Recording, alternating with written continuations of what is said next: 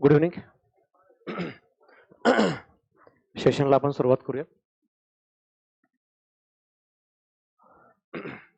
आपला आजचा सेशनचा main objective हा 14 जून ची कंबाईन गट ब पूर्व परीक्षा आहे आणि गट ब सोबत गट क हा त्याचा सप्लिमेंटरी टार्गेट आहे.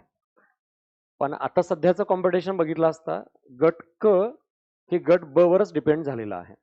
जे विद्यार्थी गट ब ची परीक्षा पास होत आहेत त्यांच्यासाठी गट क चा हा एक पुन्हा ॲडव्हान्टेज आहे किंवा तो एक सप्लिमेंटरी पुन्हा ऑप्शन आहे. यामुळे आपलं मेन ऑब्जेक्टिव्ह आता पुन्हा गट ब ठेवून काम करावं लागेल आणि या उद्देशानं आपल्या परीक्षेची तयारी करताना इथून पुढे आजपासून संयुक्त पूर्व 14 जूनच्या एक्झामच्या पॉइंट ऑफ व्ह्यूनं आपल्याला स्पष्टपणे 60 दिवस आहेत. अगदी प्रत्येक दिवस मोजला तर 60 दिवस याप्रमाणे इथली कॅटेगरी आपल्याला पाहायला मिळते. आणि मार्क किती घ्यावेत तर हे असं काही बेंचमार्क नाही आहे, पण आपल्याला ॲन एन ॲव्हरेज 60 गुण हवे आहेत. कारण मागे 61 मार्काला मेरिट लागलं होतं, तरी पण काही मेरिट मध्ये अनेकांना रिझल्ट आलेला दिसत नाही. त्यामुळे इथं एकूणच आपल्याला कमी अधिक गोष्टी होऊ शकतात आणि याप्रमाणे इथे धोका होऊ शकतो. पण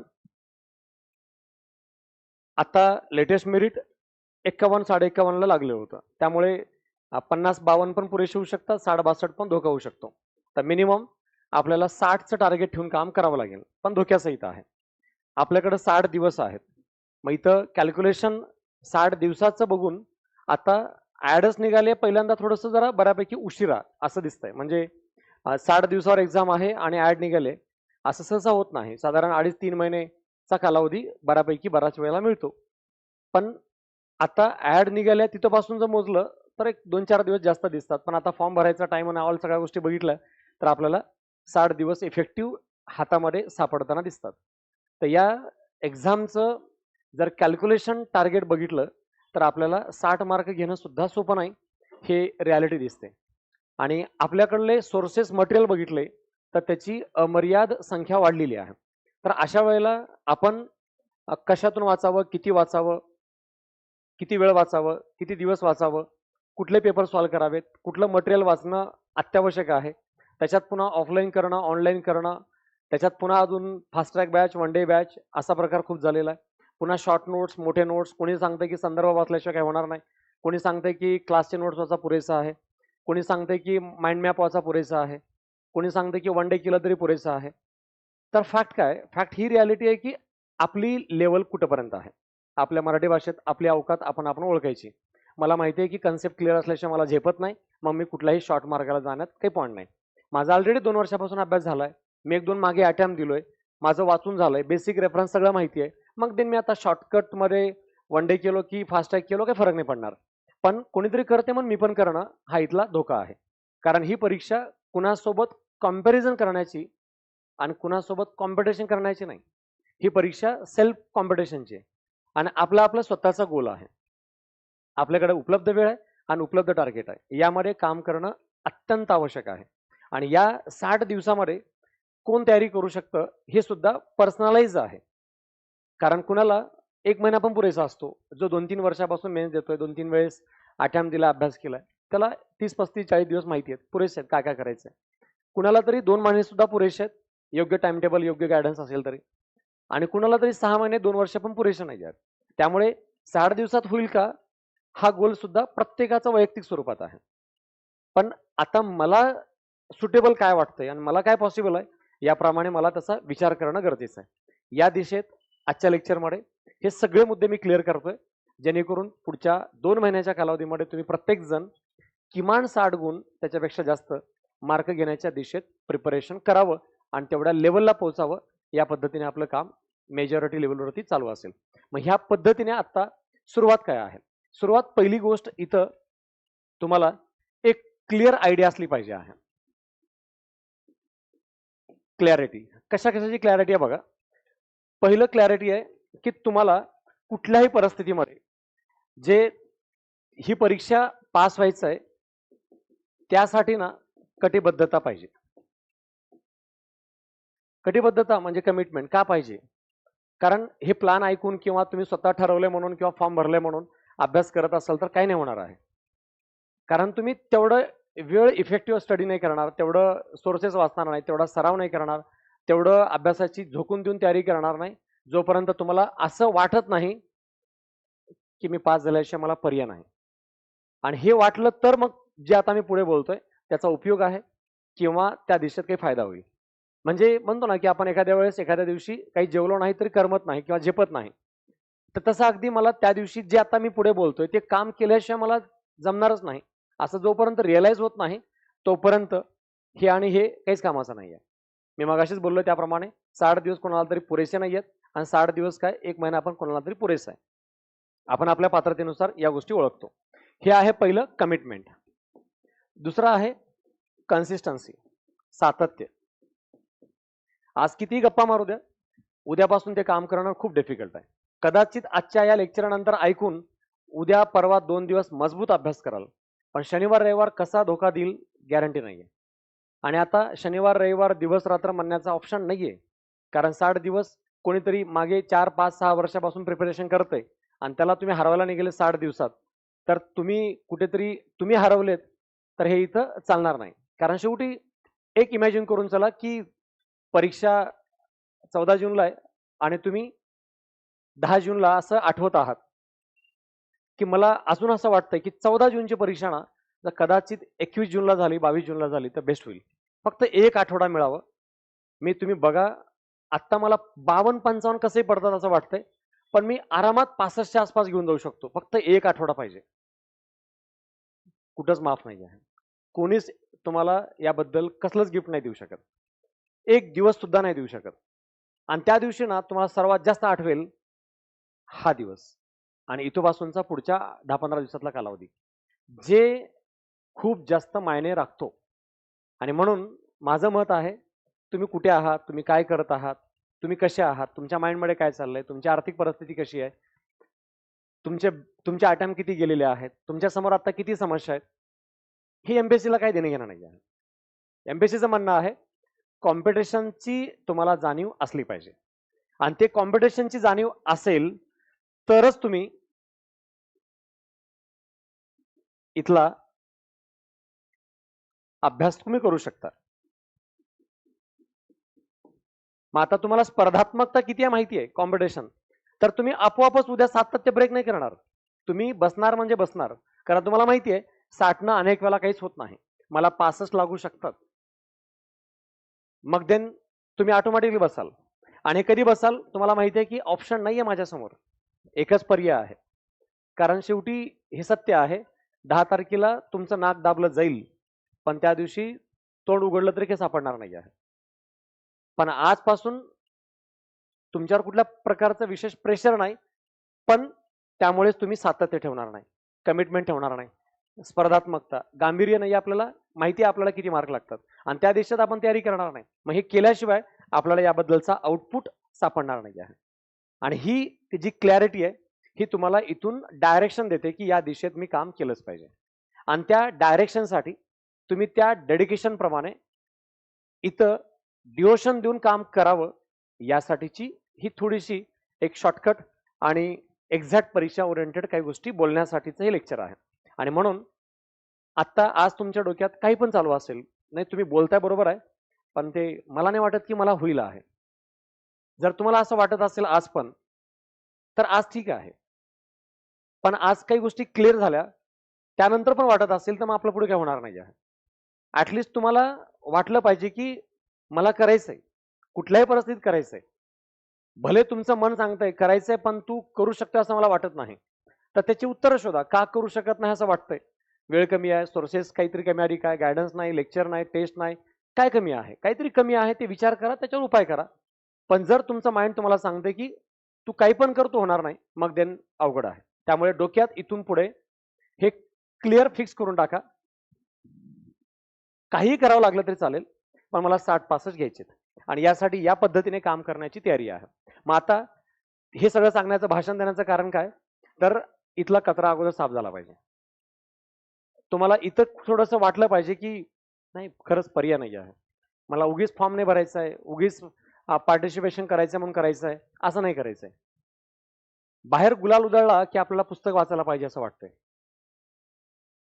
आणि एक बार काय बाहेर कुठं काही चाललं नाही की मग आपण उद्यापासून आपल्या आपल्या पद्धतीने आपण काहीतरी करत राहतो, जमेल तेवढं आहे. पण आपल्या बाजूला कुणी पास झालं ना तर त्याविषयी वाटतंय असे लोक होतात, असे नाहीये, तो काहीतरी त्याग केलाय पण आपल्याला तोपर्यंत ते फील नाही होत. मग हे मी आता इथं का सांगतोय, कारण ते गांभीर्य आजपर्यंत यायला पाहिजे आणि इथून पुढे येणं अपेक्षित आहे. कारण आपण आता इथून पुढे जे तयारी करतोय त्यासाठी आपल्या समोर ऑलरेडी इथं कोणीतरी बसलंय या ठिकाणी. हा इथं जो बसलाय ना हा कदाचित 2021 ला बसलेला आहे, हा इथं कदाचित 22 मध्ये बसलेला आहे, हा इथं कदाचित 23 मध्ये बसलेला आहे, हा 24 मध्ये बसलेला आहे, 25-26 पासून आपण बसलोय आणि आपल्याला इथं पोहोचायचंय. आणि हा वाट बघतोय आता माझाच नंबर लागलाय म्हणून. आणि तुम्हाला वाटतंय मी तर असंच काढतो, पण हे जे बसलेत ह्यांनी कधीच प्री पास झाला नाही, हा दरवेळेस फक्त प्री पास होतो. पण हा दरवेळेस मेन्स देतो, 1-2 हा अनेक मेन्स दिला, इंटरव्ह्यू दिलाय, एखादी पोस्ट पण आहे याच्याकडे आणि याला आता येणारी PSI STI पाहिजे आहे. आणि आपल्याला इथून आपलं म्हणणं आहे की डायरेक्ट उडी मारतो, ऑप्शन नाही आहे. एकतर वेळ नाही तेवढा उडी मारण्यासारखा आणि एवढं स्टेप बाय स्टेप जाण्याचा पण ऑप्शन नाही आहे की याला हरवतो मग याला काढतो, नाहीये. तर आपल्याला योग्य डायरेक्शनमध्ये एक्झिक्युटिव्ह करणं आणि तेवढ्या हायेस्ट लेवलवरचे प्रिपरेशन करणं आवश्यक आहे आणि ते करता येत आहे, पॉसिबिलिटी आहे आणि त्याप्रमाणे आपल्याकडे पर्याय पण आहेत. ती कशी आहेत आपण त्या पर्यायाबद्दल एक एक घटक चर्चा करू. पहिला घटक मी तुमच्याकडं असलेला उपलब्ध वेळ मी अगदी सोप्या भाषेत क्लिअर करतोय. जो तुम्हाला मी इथं सांगितला 60 दिवस, याच्यातले 2 पार्ट मध्ये घटक मी डिवाइड करतो. तो म्हणजे इथून पुढे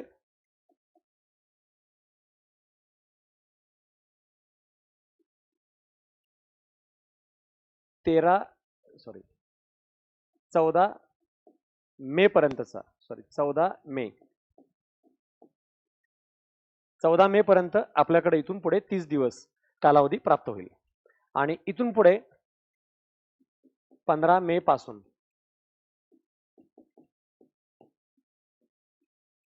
आपल्याकडे 13 जून पर्यंत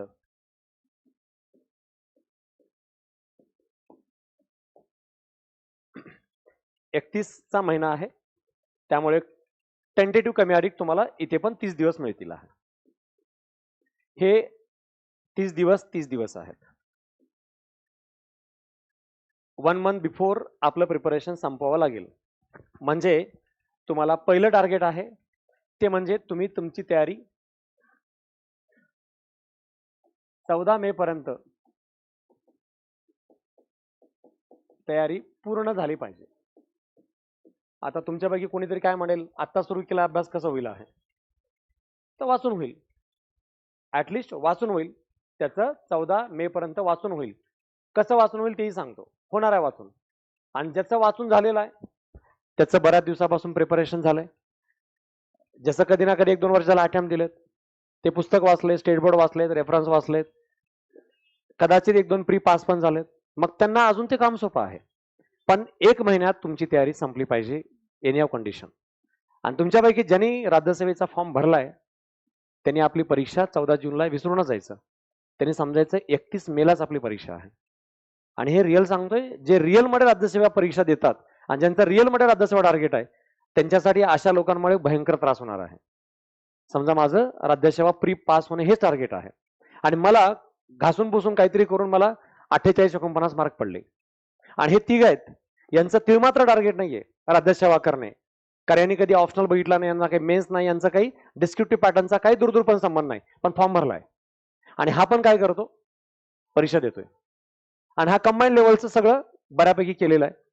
GS ह्याला उलट 1 तासात सॉल्व्ह करून माहिती आहे, राज्यसेवेला 2 तास आहेत. हे तिथं घासून पुसून का होईना 52-55 ला जातो, पण हा मेन्सला जाणार नाहीये, म्हणजे परीक्षा जाणार नाहीये परीक्षा द्यायला. पण याच्यासारख्या लोकांमुळे मेरिट जास्त लागणार आहे. आणि माझ्यासारखा मेन्स दिलेला, मेन्सचा अभ्यास करणारा विद्यार्थी प्री मध्ये मात्र 48 वर अडकला. असा अनुत्पादक वर्ग आहे जो कंबाईन च्या परीक्षेसाठी मेन इम्पॉर्टंट आहे, पण तो वर्ग राज्यसेवेचा फॉर्म भरतोय. त्यामुळे सिरियसली राज्यसेवा करणाऱ्यांनी अजून सिरियस त्याच्यावर फोकस असणं अपेक्षित आहे. दुसरा, जे कंबाईन टार्गेट आहे त्यांनी त्या राज्यसेवेच्या परीक्षेला समोर ठेवून आपल्या अभ्यासाच्या तयारीची उंची वाढवणं गरजेचं आहे आणि त्याच्या अगोदर आपण तयार व्हावं. मग 31 मे ची परीक्षा आहे. 31 मेच्या अगोदर तुम्ही 14 मे पर्यंत तुमची तयारी पूर्ण करावी. मग आता 30 दिवसाचं आपल्याला समोर हे टार्गेट आहे. तर 30 दिवसात माझं असं मत आहे की तुम्ही प्रत्येक जण किती वेळा अभ्यास करू शकतो, तर किती वेळा अभ्यास करू शकतो असं म्हणण्यापेक्षा अभ्यास करावा लागेल तर 14 तास. 14 तासच का सांगितलंय? आणि हे 14 तास इफेक्टिव्ह स्टडी आहे बरं का. इफेक्टिव्ह म्हणजे एकूण लायब्ररीत बसलेला कालावधी नाही, हा इफेक्टिव्ह आउटपुटचा कालावधी आहे. कसा आणि का, कशासाठी गरजेचा आहे बघा. माझं मत आहे की तुम्ही प्रत्येक जण तुमच्या दिवसभराच्या अभ्यासाचे हे 4 स्लॉट करणं गरजेचं आहे. सॉरी 5.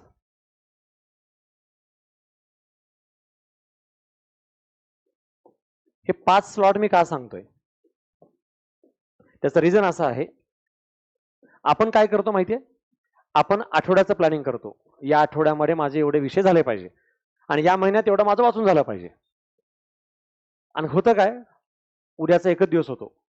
परवा आपली वाट लागते म्हणजे लागते. परवा फक्त 40% वाट लागते, त्या परवा 70% वाट लागते आणि त्यानंतरच्या दिवशी आपला टाइम टेबल पूर्ण खड्ड्यात पडलेला असतो. तर माझं मत आहे, हे सगळं जे आहे ना 14 जून 14 मे वगैरे सगळं सगळं सोडून द्या आणि एकच दिवस पकडा. एकच दिवस आणि त्या दिवसाचे हे 5 तुकडे करा. 5 तुकड्यामध्ये कसं जगायचंय, तर मी 3 तास माझा अभ्यासाचा स्लॉट टार्गेट ठेवतो. दुनिया इकडली तिकडे हो, पण माझा 3 तासचा कार्यक्रम बंद नाही पडला पाहिजे. कारण यासाठी की आपण जर समजा सकाळी 7 ते 10 अभ्यास नाही केलो तर ठीक आहे, मी 10 ते 1 तरी अभ्यास करेल.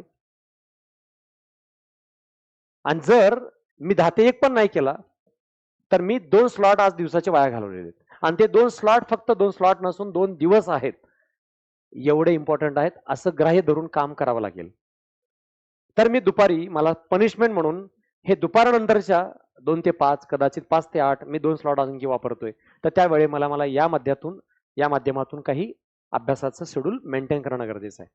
आपलं काय होतं माहितीये, आपण ठरवतो 7 वाजता आणि ना 10-10:30 पर्यंत अभ्यास करतो, पण त्याच्यात 10च पानं वाचलेत.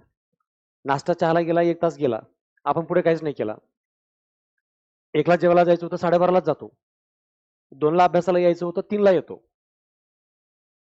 4:30-5ला चहा प्यायचा होता, चहा प्यायला गेलो, 6 वाजताच वापस आलो. आणि यामुळे जे टाइम टेबल बिघडतं, आपणच स्वतःला खूप शिव्या घालतो. काय चाललंय कळत नाही आहे, पण त्रास होतोय. पण करणं का होत नाही आहे? पुन्हा पहिल्या पानावर कटिबद्धता, कमिटमेंट. मला माहितीये मला करावं लागेल, पण मला यांनी बोलवलं चहाला, तर मला सांगावं लागेल चहा घेऊन या, कारण 3 तास सुरू झालेला आहे. पण मग यांना वाईट वाटेल, वाटू देत आहे. पण तुमचं हे शेड्यूल बिघडलं ना, तर तुम्ही जे ठरवतायत आता मी जे सांगतोय त्या गोष्टी पूर्ण होणारच नाही आहेत.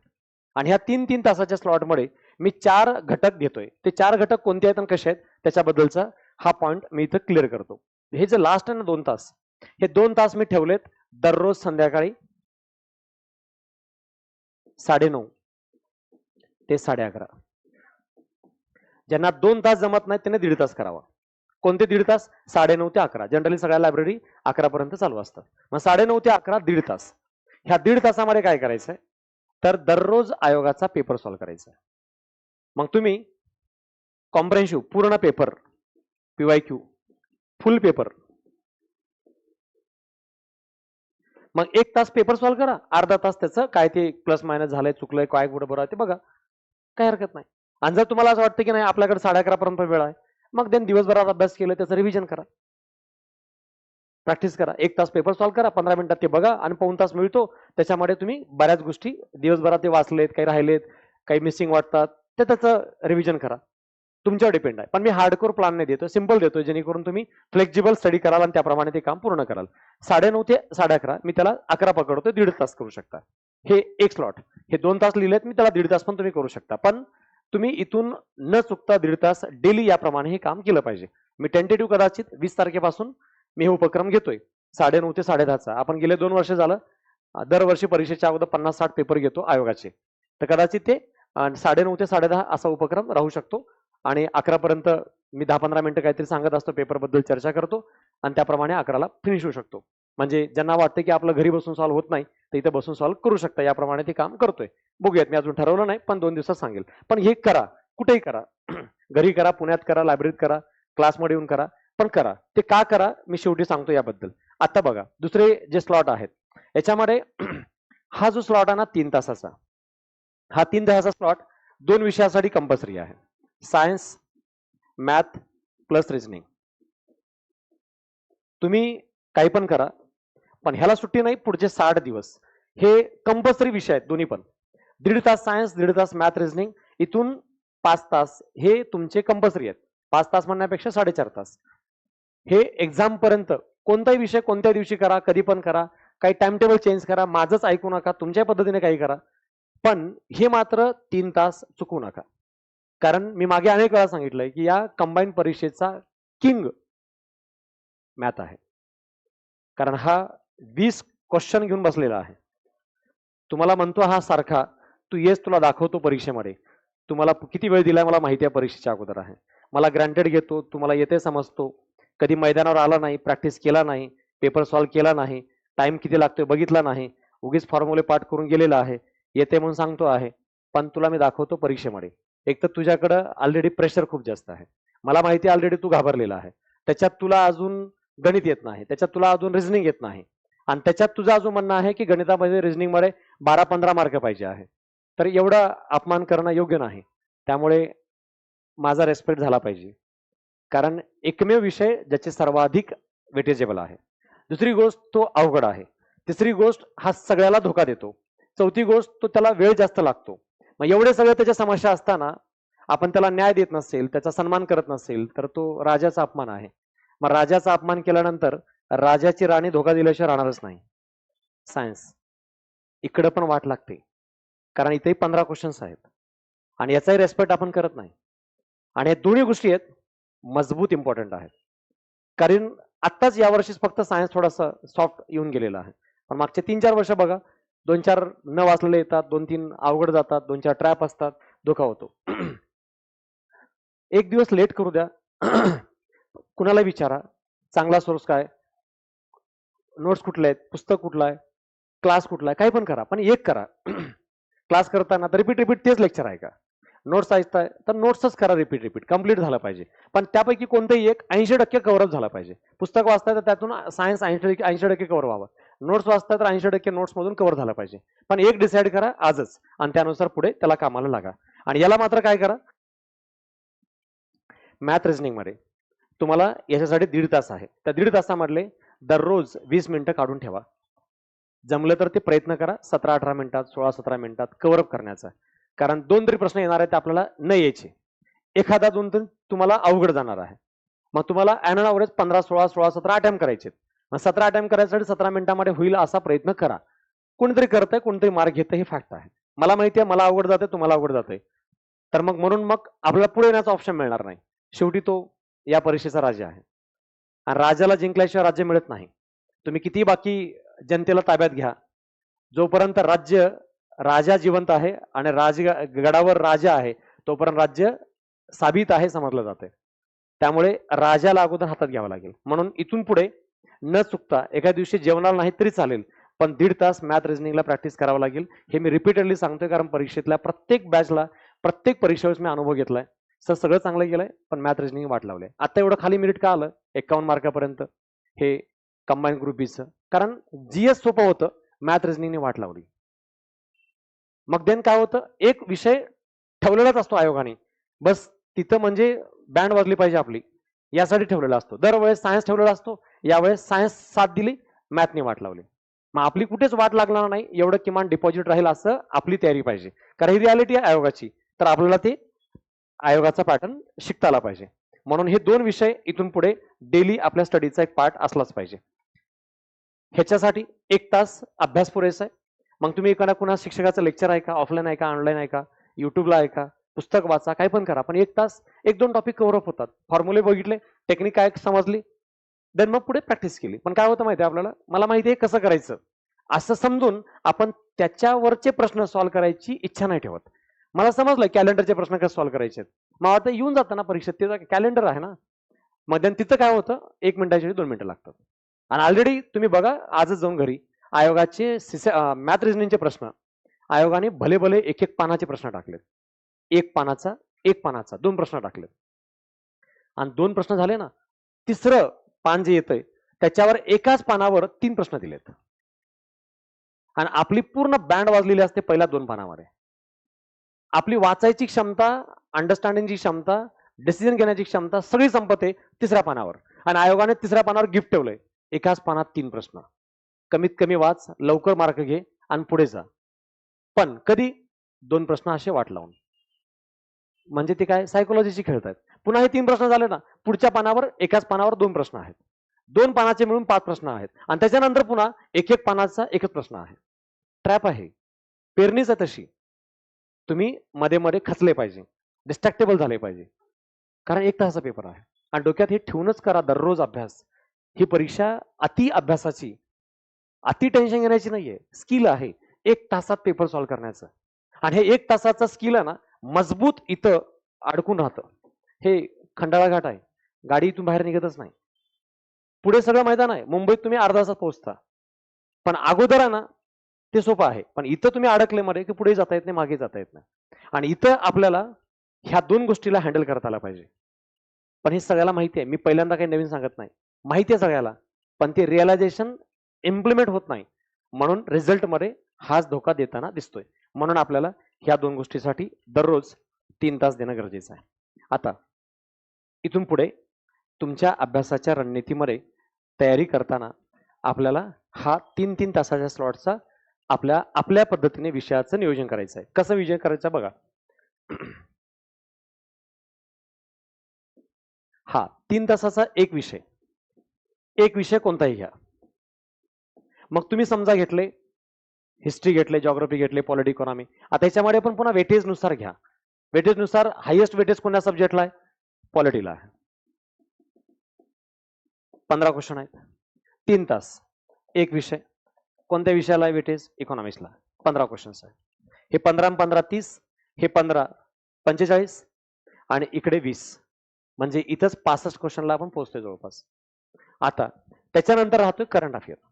पण माझं असं मत आहे की या पॅटर्न प्रमाणे अगोदर आपली प्रायोरिटी इम्पॉर्टंट आहे. मग आता मी तुम्हाला सांगतोय, एका दिवशी एक विषय घेतलाय, एका दिवशी एक विषय म्हणजे या 3 तासामध्ये. मग समजा तुम्ही गृहीत धरला की सकाळी 7 ते 10 तुम्ही अभ्यास करत आहात. तर या 3 तासामध्ये मी एक विषय वाचतोय, या 3 तासामध्ये एक विषय वाचतोय. म्हणजे एका दिवशी मी 2 विषय घेतोय. आता तुम्ही म्हणाल, तर नाश्ता कधी करायचा आणि चहा कधी प्यायचा? त्याचा प्लॅनच नाही आहे. पहिली प्रायोरिटी अभ्यासाला आहे. नाही, पण ते घेतल्याशिवाय अभ्यास कसं करणार? तर त्यासाठी 10 मिनिटं 15 मिनिटं काढायला पाहिजे. आपण काय करतो, 9:30 ते 10 सव्वा 10 नाश्त्यासाठी. एवढ्यात लोक 2दा जेवून येतात. पाऊण तास कसं परवडेल आहे? नाही, पण ते कसं मिळत नाही आहे. मॅनेज करावं लागेल. 2 महिन्यासाठी एवढा त्याग करावा लागेल. खाल्ले ना आपण, निवांत खाल्लंय, चांगलं खाल्लंय, काही फरक पडलाय का? आहे तसेच आहे आपण आहे. मग 2 महिने कमी खाल्लं तर काय फरक पडणार आहे? बिमार होत नाही, कोणी मरत नाही आहे. एवढं तर खायला मिळते, आपलं नशीब आहे असं समजून वेळ घालू नका आहे. तर हे 3-3 तासाचा विषय स्लॉट आहे. तुम्ही जर याप्रमाणे रोज 3 तास घेतले तर माझं असं मत आहे की तुम्ही 10 ते 12 दिवसामध्ये 2 विषय संपवू शकता. कसं काय संपवू शकता?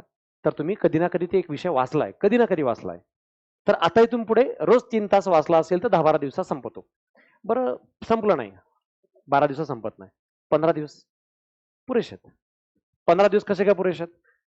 कारण रोज मी 3 तास करतोय, म्हणजे 15 दिवसामध्ये मी 45 तास वापरतोय. 45 आवर्स. ह्याच्यापेक्षा जास्त देऊ शकत नाही आपण आहे. तर देणे म्हणजे आपण या कॉम्पिटिशनच्या बाहेर कुठेतरी आहोत, आपलं काहीतरी चुकीच्या पद्धतीने चाललेलं आहे. म्हणून गृहीत धरा, मॅक्झिमम 15 दिवस, 15 डेज आपण एका विषयाला वापरू. 15 दिवस 15 दिवस. आता इथून 15 दिवसामध्ये म्हणजे या मंथ एंडिंग पर्यंत 30 एप्रिल पर्यंत तुमचे 2 विषय संपणार आहेत. 2 विषय 30 एप्रिल पर्यंत. आणि 1 मे पासून 14 मे पर्यंत पुन्हा 14-15 दिवसामध्ये आपल्याला आता इथं 2 विषय घेतले, पॉलिटी, इकॉनॉमी. अजून 2 विषय आहेत, कोणते कोणते? हिस्ट्री आणि जॉग्राफी. मग ते 1 मे पासून 14 मे पर्यंत ह्या 14 दिवसात आपण हिस्ट्री संपू, जॉग्राफी संपू शकतो. आता तुमच्यापैकी कोणाचा तरी क्लास चालू आहे, कोणाचा क्लास झाला आहे, त्याच विषयाची बॅच चालू आहे, हे तुम्ही त्या पद्धतीने मॅनेज करा. मी इथं कोणतं काय चालू आहे याप्रमाणे गृहीत धरत नाही. फक्त तुमच्या डोक्यात हे असलं पाहिजे. तुम्ही क्लास करत असाल, अभ्यास करत असाल, झाला असेल, सेल्फ स्टडी करत असाल, काही पण करा, पण डेडलाईन याप्रमाणे ठेवून त्या विषयाला पूर्ण करण्याचा प्रयत्न करावा. हे इथलं मेन ऑब्जेक्टिव्ह आहे. कसंही करत असाल तर, पण ते काही करून ते झालं पाहिजे. मग याप्रमाणे आता बघा, ह्याला पण आपण रोज 3 तास दिलेत, ह्याला पण 3 तास दिलेले आहेत. आणि इथंपर्यंत शेड्यूल काय? 6 तास गेलेत, इथं 3 तास गेलेत, 9 आणि इथं 2.5 तास, 10-10.5 तास गेलेले आहेत. अजून या 3 तासाचं मी काहीच केलं नाही आहे. हा 3 तास अजून रिझर्व आहे. मग तुम्ही या 3 तासातल्या टाइम मध्ये बऱ्याच गोष्टी आहेत अजून ज्या करण्यासारख्या आहेत. मी करंटला अजून घेतलं नाहीये, करंटला मी रिझर्व ठेवतोय. करंटचा माझं प्लान असं आहे की हे माझं ओपिनियन आहे, तुम्ही असंच करावं असं माझं मत नाही. माझा असा विचार आहे की तुम्ही इथून पुढे किमान 14 मे पर्यंत ओनली 1 संडे हा करंटसाठी रिझर्व ठेवावा. म्हणजे रविवार म्हणजे करंटचा दिवस. आणि करंट कसं वाचावं? ग्रुपमध्ये जर डिस्कशन मध्ये वाचता आलं तर अजून चांगली गोष्ट आहे. असं कोणी नसेल तर मी एकटा आपलं सुरू करायचं, हायलायटर ठेवायचं, दनादन हायलाइट करत पुढे निघायचं.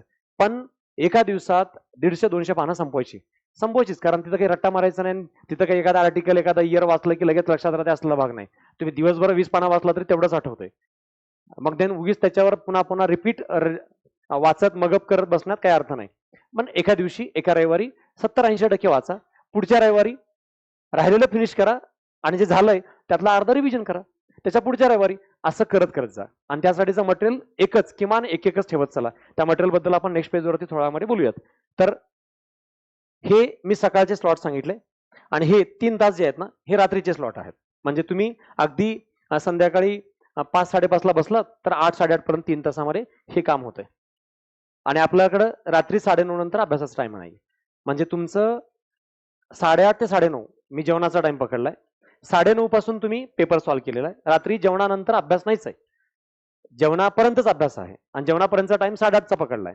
मग 8:30च्या अगोदर तुम्ही 3 तास कोणत्या टाइम मध्ये करा, मी फक्त हे जनरल सांगतोय. मग 5:30 ते 8:30 3 तास तुम्ही मॅथ आणि सायन्स केले. मग आता 5:30च्या अगोदर हे दुपारी 1 वाजेपर्यंत झालंय. मग आता 1 ते 2 माझा लंच ब्रेक आहे. माझ्याकडे 2 ते 5 पर्यंतचा वेळ आहे, 3 तास. 5:30 ला माझा पुढचा स्लॉट सुरू होतोय. मग ह्या दुपारच्या 3 तासामध्ये तुम्ही अजून काय काय करू शकतो हे मी आता प्लॅन मध्ये देत नाही, पण तुमच्याकडे एक डिस्क्रिशनरी ऑप्शन सांगतोय. एक आहे त्या 3 तासामध्ये ठोकळा, स्टेट बोर्ड ठोकळा, एकनाथ तात्याचा ठोकळा, अशामधून एखादा तास रिव्हिजनसाठी देणं बेटर राहू शकतं. एक्स्ट्रा हे स्टेट बोर्डच्या पॉईंट ऑफ व्ह्यूनं कव्हर करण्याचा घटक आहे. ज्यांचं स्टेट बोर्ड वाचून झालंय त्यांनी स्टेट बोर्ड रिवाइज करावा. आता आपण स्टेट बोर्डची बॅच पण घेतली पॉलिटिक्सची, तशी इकॉनॉमीची पण मी घेतोय 2-4 दिवसात. तर तसं रिव्हिजन करू शकता, जेणेकरून तुम्हाला स्टेट बोर्डचे एक 20-22 मार्क मिनिमम यायला पाहिजे. मग ते स्टेट बोर्ड पुस्तक वाचा, नोट्स वाचा, गाईड वाचा, ठोकळा वाचा, काही पण वाचा, पण रिलेटेड ठोकळा, रिलेटेड स्टेट बोर्ड तुमचं 1-1.5 तास त्याच्यात काम झालं पाहिजे. तो 1-1.5 तास. दुसरा एखादा तास तुम्ही सगळं रिव्हिजन करा, जे कालचं होतं. आपण काल सकाळी हे 2 स्लॉट घेतलेत, संध्याकाळी हे एक स्लॉट घेतलाय, 1-1.5 तास मध्ये तात्या ठोकळा किंवा अजून कुठला स्टेट बोर्ड वगैरे वाचलाय त्याला वापरलंय. तर हे सगळं आहे ना, दुपारच्या टाइम मध्ये जेव्हा झोप येते, कंटाळा येतो, तेव्हा 1-1.5 तास रिवाइज करू शकता. हे 3 तास मी दुपारचा म्हणतोय. कदाचित तुमच्यापैकी कुणाचा काय टाइम राहू शकतो, हा संध्याकाळी 5 ते 8 राहू शकतो. 5 ते 8 मध्ये काय करतील, हे 5 ते 8 मध्ये स्टेट बोर्ड 1-1.5 तास वाचतील किंवा ठोकळा वाचतील, 1-1.5 तास दिवसभरातलं रिव्हिजन वाचतील. आणि 5 पर्यंत काय करतील, 5 पर्यंत इथं ह्यामध्ये हे 2 ते 5चा टाइम पकडतोय, ह्या 2 ते 5 मध्ये ते सायन्स आणि मॅथ करतील. आणि सकाळचं ऑलरेडी ठरलेलं आहे. पण कुठल्याही परिस्थितीत जे आपण याप्रमाणे बघतो, history, geography, polity, economy, science, current, math आणि रिझनिंग, लक्षात ठेवा हे 50 आहेत, हे 50 आहेत. तर तुमच्या अभ्यासामध्ये मी काय केलंय, हे 2 विषय आणि हे 2 विषय 15-15 दिवस दिलेले आहेत. इथून पुढे 15 दिवसामध्ये 2 विषय, त्याच्यानंतर पुढच्या 15 दिवसामध्ये 2 विषय, याप्रमाणे आपलं टार्गेट असायला पाहिजे. ह्याला 3 तास, याला 3 तास, याला 3 तास, याला 3 तास. 1 महिन्यामध्ये 4 विषय आपण कव्हर अप करतोय. करंटला सांगितलंय तू रविवारी भेटत जा, आणि याला सांगितलंय 3 तास, म्हणजे 3 तास, सॉरी टोटल मिळून 3 तास, दीड तास केला आपण आहे. मग याप्रमाणे हे जे घटक दिलेले आहेत ते आपल्याला इथं विषय जास्त वेळ दिला मी आहे. ह्याला वेळ का दिलाय? कारण आपल्याला 15 दिवसात संपवायचं आहे आणि हे मात्र परीक्षेपर्यंत चालणार आहे. मग पुढचे 2 महिने डेली करत असेल तर 1.5 तास मोर दॅन सफिशियंट झाला. खरं तर इथून 1.5 तास दररोज केलंय तर 1 महिन्यात सायन्स संपेल. रोज आपण 1.5 आवर करतोय तर याप्रमाणे पुढच्या 30 दिवसामध्ये हे संपून जाईल. हे दररोज 1.5 आवर करत असू तर मॅथ रिजनिंग सुद्धा 30 दिवसामध्ये 70-80% कव्हर अप होऊन जाईल. कारण 2-4 प्रश्न जर तुम्हाला पेन न टक्के होता, आज पण बुद्धिमत्ता सारखे प्रश्न येऊन जातात. 2-4 प्रश्नाच्या रिजनिंगसाठीच 10-12 दिवस जरी चांगलं टेक्निक जर अवगत केलं तर रिजनिंगचा पार्ट होऊन जातो. मॅथसाठी पुढे 15-20 दिवस द्या वेळ. पण डेडलाईन मोस्ट इम्पॉर्टंट आहे. जर तुमच्याकडे डेडलाईन नसेल तर तुम्ही जे पाहिजे, जशा पद्धतीने पाहिजे तसं करू नाही शकणार आहात. आणि तसं करण्यासाठी आपल्याला या अंतर्गत त्या दिशेत तशी तयारी करणं विशेष आवश्यक आहे. तर आपण त्याबद्दलचं काम करू शकतो. अदरवाईज हे काम करायला मर्यादा येणार आहेत. म्हणून माझं स्पष्ट मत आहे, 50-50 क्वेश्चनचं टार्गेट हे इथली बेंचमार्क आवश्यकता आहे. मग आता 50 क्वेश्चन्स आहेत आणि इकडे 50 क्वेश्चन्स आहेत. याला मी नेहमी सांगत असतो की हा लेफ्ट हँड आणि राईट हँड आहे. लेफ्ट हँड आणि राईट हँड.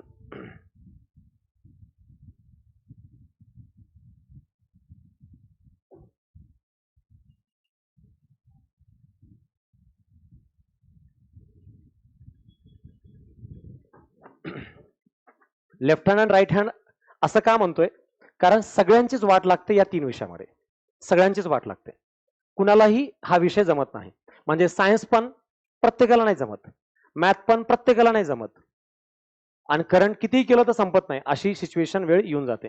म्हणून आपण त्या कॅटेगरी जायला नाही पाहिजे. मग यासाठी आपण डेली थोडं थोडं या पद्धतीने काम करावं असं माझं मत आहे. कारण इथंच आपल्याला वाट लागणार आहे. जे मी मगाशी बोललो की किंग, क्वीन आणि करंट अफेअरला आपण काय म्हणतो, प्रधान हा सेक्रेटरी आहे, ह्या राज्याचा सेक्रेटरी आहे. ह्या सेक्रेटरीला पूर्ण केलं पाहिजे आहे. राजा राणी तर हे इथलं राज्य सांभाळणारे आहेत आणि इकडे ही जनता आहे, हे साम्राज्यातली प्रमुख जनता आहे. शेवटी जनता सुद्धा उठाव करते, इकडे पण वाट लागते बऱ्याच वेळेला. त्यामुळे यांनाही आपला जिंकावं लागेल आणि यासाठी ह्या पद्धतीने इथलं नियोजनबद्धता आहे. बरं, मी 3-3 का शॉर्ट दिलेत? मी असंच हाफ डे करू शकला असतो, एका दिवशी फुल डे करू शकला असतो.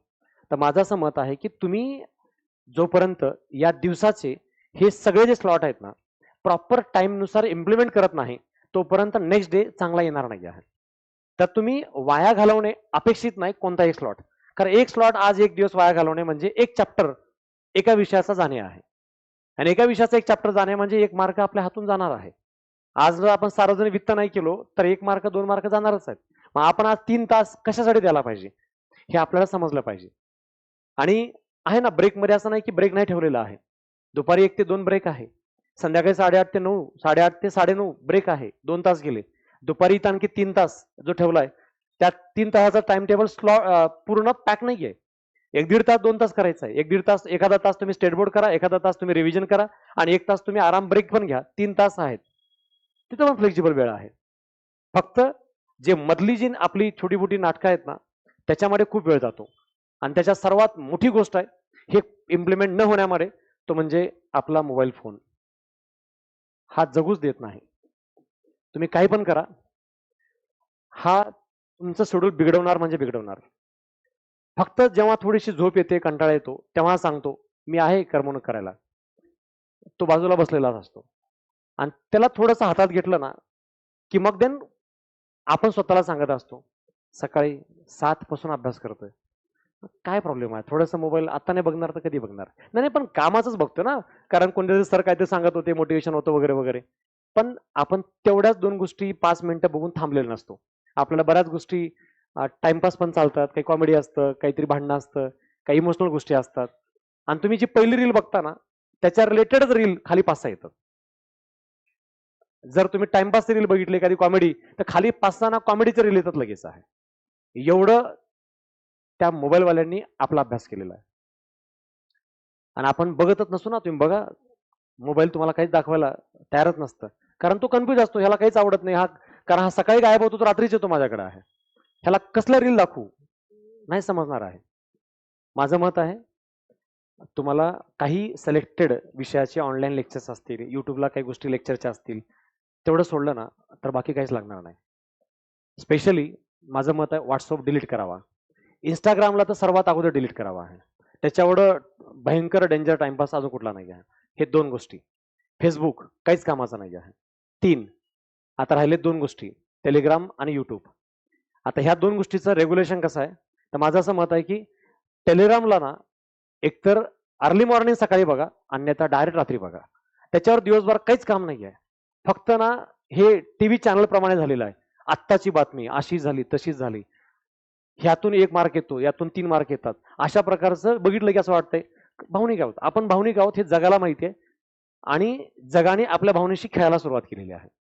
फक्त ही पीडीएफ डाउनलोड करून सेव्ह करा, 2 मार्क येतील आहे. डाउनलोड करणारच आपण, सेव्ह करू न करू. आणि जर बघून असं वाटलं नाही नाही सेव्ह करायलाच पाहिजे, नाही नाही सेव्ह करण्यापेक्षा प्रिंटच काढायला पाहिजे. आपण दिवसभर तेच करून ठेवतो, ढीग झालेला एवढा आहे, काहीच नाही बघितलं आजपर्यंत आहे. बरं, लोक म्हणतात की नाही टेलिग्रामला करंट अफेअर. आजपर्यंत मला सांगा, तुम्ही काल टेलिग्रामला वाचलेलं करंट काय आठवतंय का? काय आठवतंय? काहीच नाही आठवत. आपण पुन्हा येतोच इयरबुकला, पुन्हा वाचतोच आपण सिम्प्लिफाईड किंवा बाकीचे पुस्तकं आहे. मग ते पुस्तकच वाचायचे आहेत, मग करंट अफेअर मध्ये इथं कशाला वेळ चाललोय? करंट आपण बंद करून टाकलंय. मला माहिती आहे ना, पृथ्वीमधून येतंय, सिम्प्लिफाईड मधून येतंय, अभिनव मधून येतंय, कुठल्या ना कुठल्या पुस्तकातून येतंय. मग त्यातलं एक मी वापरतोय, विषय संपला. बरं, तुम्ही काही पण वापरा, विशेष लिमिटच्या पुढे जाता येत नाही. आणि तुम्ही काही पण न वापरा, 5-6 तर असेच येतात. एकही इयरबुक वाचू नका, टेलिग्राम वाचू नका, काहीच नका करू. असंच जाऊन फेका. तुम्हाला 5-6 नाही आलं तर मला विचारा. आणि एक इयरबुक वाचलंय, 7-8ला पोहोचतो. काही अंक वाचलेत ते पूर्ण होतात. पण म्हणून युट्यूब किंवा टेलिग्रामवरती वेळ नका घालू. दिवसभर टेलिग्रामला बंद ठेवा, संध्याकाळी एक बार बघा. राहिला प्रश्न आता युट्यूबचा. युट्यूबवरती तुम्ही, आत्ता माझं असं मत आहे की या महिनाभरात तर युट्यूब सारखं अभ्यासाला त्याच्यावर काही ऑप्शन आहे किंवा चांगलं कामाचं आहे असं नाही मला वाटत. कदाचित मे मध्ये काही कोणाचे लेक्चर्स येतील, चांगले रिव्हिजन लेक्चर येतील, कोणाचे काही पेपर्स येतील, वॉट एव्हर काहीतरी आहे, तेवढं येतं ना कामाचं. मग तुम्हाला माहिती आहे किती वेळ द्यायचा आहे, मग ते तेवढ्या वेळापुरतं संध्याकाळचा वेळ ठेवा. तुम्हाला माहिती आहे की रात्री मला 12 पर्यंत झोप लागत नाही, 11 पर्यंत, 11 नंतर मी फ्री आहे, तेव्हा बघा.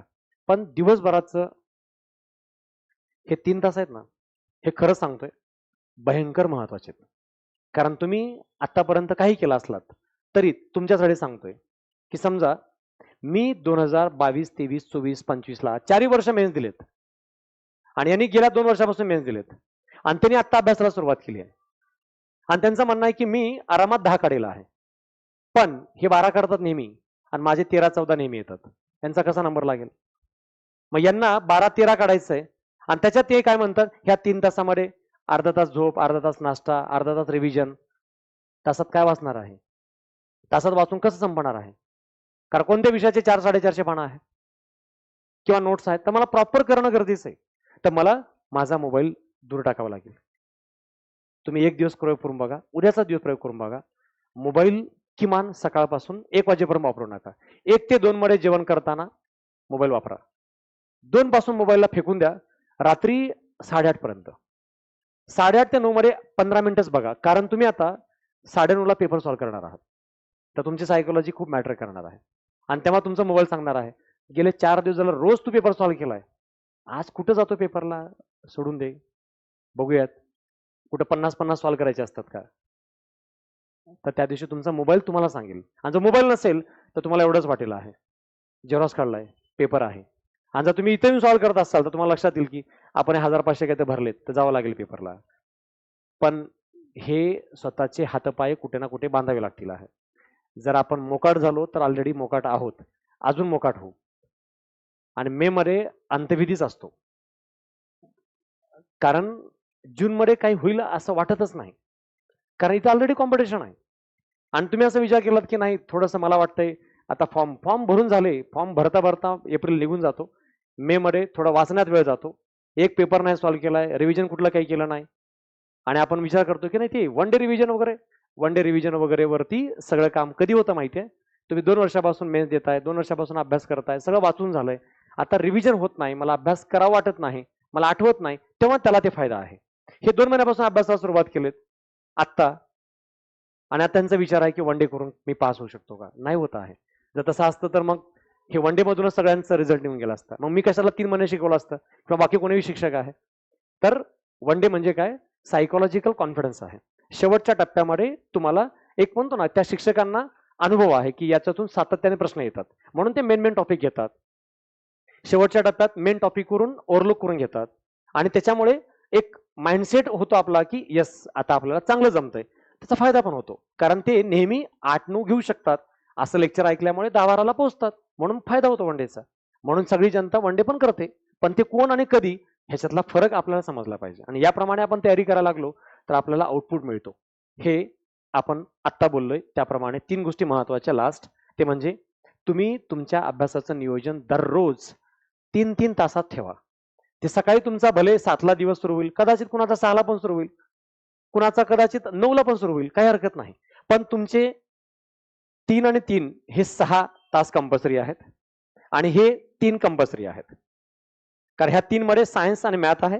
इथं एक जीएस, इथे एक जीएस आहे. हे 9 तास कंपल्सरी आहेत आणि इथले हे 1.5 तास कंपल्सरी आहे. हा मधला जो 3 तासाचा वेळ आहे तो तुमच्याकडे बाकीचं जीके, जसं की ॲटलासचा मॅप आहे किंवा आता मी बोललो तसं काही युट्यूबचे महत्वाचे लेक्चर्स आहेत किंवा काही स्टेट बोर्डचे नोट्स आहेत किंवा स्टेट बोर्डचा ठोकळा आहे किंवा काही आणखी गोष्टी आहेत जे मला थोडंसं लिहायचं असतील, काही बघायचं असतील किंवा पीवायक्यू बघायचे असतील, अशा सगळ्या गोष्टीसाठी मध्ये 3 तास फ्लेक्झिबल टाइम आहे, पण तो सुद्धा वापरावा लागेल. त्याच्यात तुम्हाला अर्धा 1 तास झोप घ्यायचा, दुपारचा आराम करायचा पण ऑप्शन आहे आणि त्याच्यासहित पुढचा वेळ आहे. पण अशा पद्धतीने केलं तर तुमचा 14 मे पर्यंत सगळे विषय आरामात पूर्ण होतात, आरामात. पण धोका कायम आहे, आज आणि उद्या सकाळी 7 ते 10चा वेळ वाया गेला, मग देन विषय काय येईल माहितीये? हे आपण 15 दिवस घेतले होते, 12 दिवसात करावं लागतील. त्याच्यात पुन्हा 2 रविवार गेले, 10 दिवसात करावं लागेल. त्याच्यात 1 दिवस आपण आजारी पडतो, 9 दिवसात करावं लागेल. 1 दिवस आपला मित्र येतो, काहीतरी सांगतो इकडे तिकडे, आपण त्याच्यात वेळ घालवतो, 8 दिवसात करावं लागेल. जिथं 15 दिवसात एक विषय होईल कायची भीती वाटत होती, आता ते 8 दिवसात करायची वेळ आलेली आहे. साहजिक आहे. आजपर्यंत मी हा विचार करत होतो की या पद्धतीने इथपर्यंत मला पोहोचायचं आहे, माझ्याकडे 6 स्टेप्स आहेत, असं मी अभ्यास करण्याचा विचार करत होतो. पण झालं काय? उद्याचा दिवस वाया गेला. आता मला इथं थांबलोय, इथून मला इथं उडी मारायची आहे. इथंच चालताना मला आवडत होतं, पण आता उद्याचा दिवस वाया गेला, आता मला डायरेक्ट इथं उडी मारावं लागेल. आणि परवा काय झालं? शनिवार आहे म्हणून अभ्यास नाही केला, 2 दिवस वाया गेले. आता मला डायरेक्ट इथं उडी मारावं लागेल. मला अगोदर इथून इथं उडी मारता येत नव्हतं. ऑब्व्हियसली आता इथून अजून चॅलेंजेबल होईल आणि असे आपण अनेक दिवस वाया घालतो. त्या दिवशी असं वाटतंय सर मग वन डेज करतो ना, मग देन पास होईल. मग वन डेज करतो तर मग 15 दिवस अभ्यासाचं नियोजन कशाला पाहिजे होतं? मग वन डे मध्ये असं होतंय का? डायरेक्ट उडी 10 किलोमीटरची एकदाच? पॉसिबलच नाही आहे, ही फॅक्ट आहे. पण जनता असा विचार करते आणि करावंच लागेल. जर तुम्ही 14 मे पर्यंत मी सांगतोय त्याप्रमाणे अभ्यास नाही केला तर तुम्हाला हेच करावं लागेल आता मी बोललो ते. आणि तुम्ही मला जर 20 मेला भेटले तर तुम्हाला पण मी काय म्हणेल? वन डे करून टाका. आता काय करणार? नाही पण होईल का? नाही होईलच. आता काय होणार आहे? त्या दिवशी होईलच असं म्हणावं लागेल, कारण दुसरा पर्यायच नाही. कारण त्या दिवशी सगळं करण्याचा जो टाइम होता तो संपलेला आहे. त्यामुळे त्या दिवशी आपल्याला याप्रमाणेच विचार करावा लागेल. म्हणून एकमेव गोष्ट आहे ती म्हणजे उद्यापासून मोबाईल 2 वेळा वापरणे फक्त. 1 ते 2 मध्ये दुपारी, संध्याकाळी 8:30 ते 9:30. काही फरक नाही पडणार आहे. आणि तुमचे जे जीवाला जीव लावणारे आहेत ना, ते तुमच्या फोनची वाटच नाही बघत. जे खरेच तुमचे आहेत, स्पेशली तुमच्या घरचे, ते उलट फोन केलं तर म्हणतात कशाला फोन करतो, तू अभ्यास कर. आणि जे बाकी टाइमपास दुनिया आहेत ते मात्र ओरडते, फोन नाही केलाय, फोन का नाही केलाय, फोन कुठे आहे? त्यांना सांगून टाका खड्ड्यात टाकून दिला फोन आहे. काय संबंध नाही, जिवंत आहे, खातोय पितोय राहतोय, रात्री घरी येतोय. आणि जर नसलो कुठेही तर 8:30ला फोन येतो, मी आहे 8:30ला फोन करतो, आहे जिवंत आहे समजते. कारण 60 दिवस लाईफ मध्ये खूप महत्वाचे आहेत, खूप म्हणजे खूप आहे. 60 दिवसानंतर सगळी दुनिया शिवाय घालणार आहे तुम्हालाच. एवढा वेळ अभ्यासाला दिला होता, एवढा वेळ अभ्यास करत होते, मग तुम्ही काय करत होते, तुमचं काय चाललं होतं? पण तुम्ही स्वतःलाही माफ नाही करू शकणार आहात, दुसरं तर कोणी माफ कधीच करणार नाही आहे. कारण तुम्ही पास झाले तरी ते टीका करणार होतं, तुम्ही फेल झाला मग तर ते ते तमाशा बघण्यासाठी बसलेला आहे. आणि आपल्याकडं एकच पर्याय आहे, रिझल्ट, आणि त्यासाठी 65 मार्क पाहिजेत. आणि याप्रमाणे आपल्या तयारीसाठी हा एक्झॅक्ट टाइम टेबल आहे, याप्रमाणे आपण तयारी करणं गरजेचं आहे. आता पुढचा मुद्दा, विषय आणि आपले त्यासाठीचे जे रिसोर्सेस आहेत ते रिसोर्सेस कशातून काय करायचं आहे मी 2 मिनिटात सांगतोय. तुम्हाला सगळ्याला माहिती आहेत, पण थोडक्यात रिपीट करतोय जेणेकरून तुमच्या माइंडमध्ये क्लॅरिटी येईल की या विषयासाठी एवढं मला वाचणं जरुरी आहे. जसं की आता हिस्ट्रीसाठी काय करावं, तर आता संदर्भ म्हणलं समाधान महाजन सरांचं पुस्तक आहे.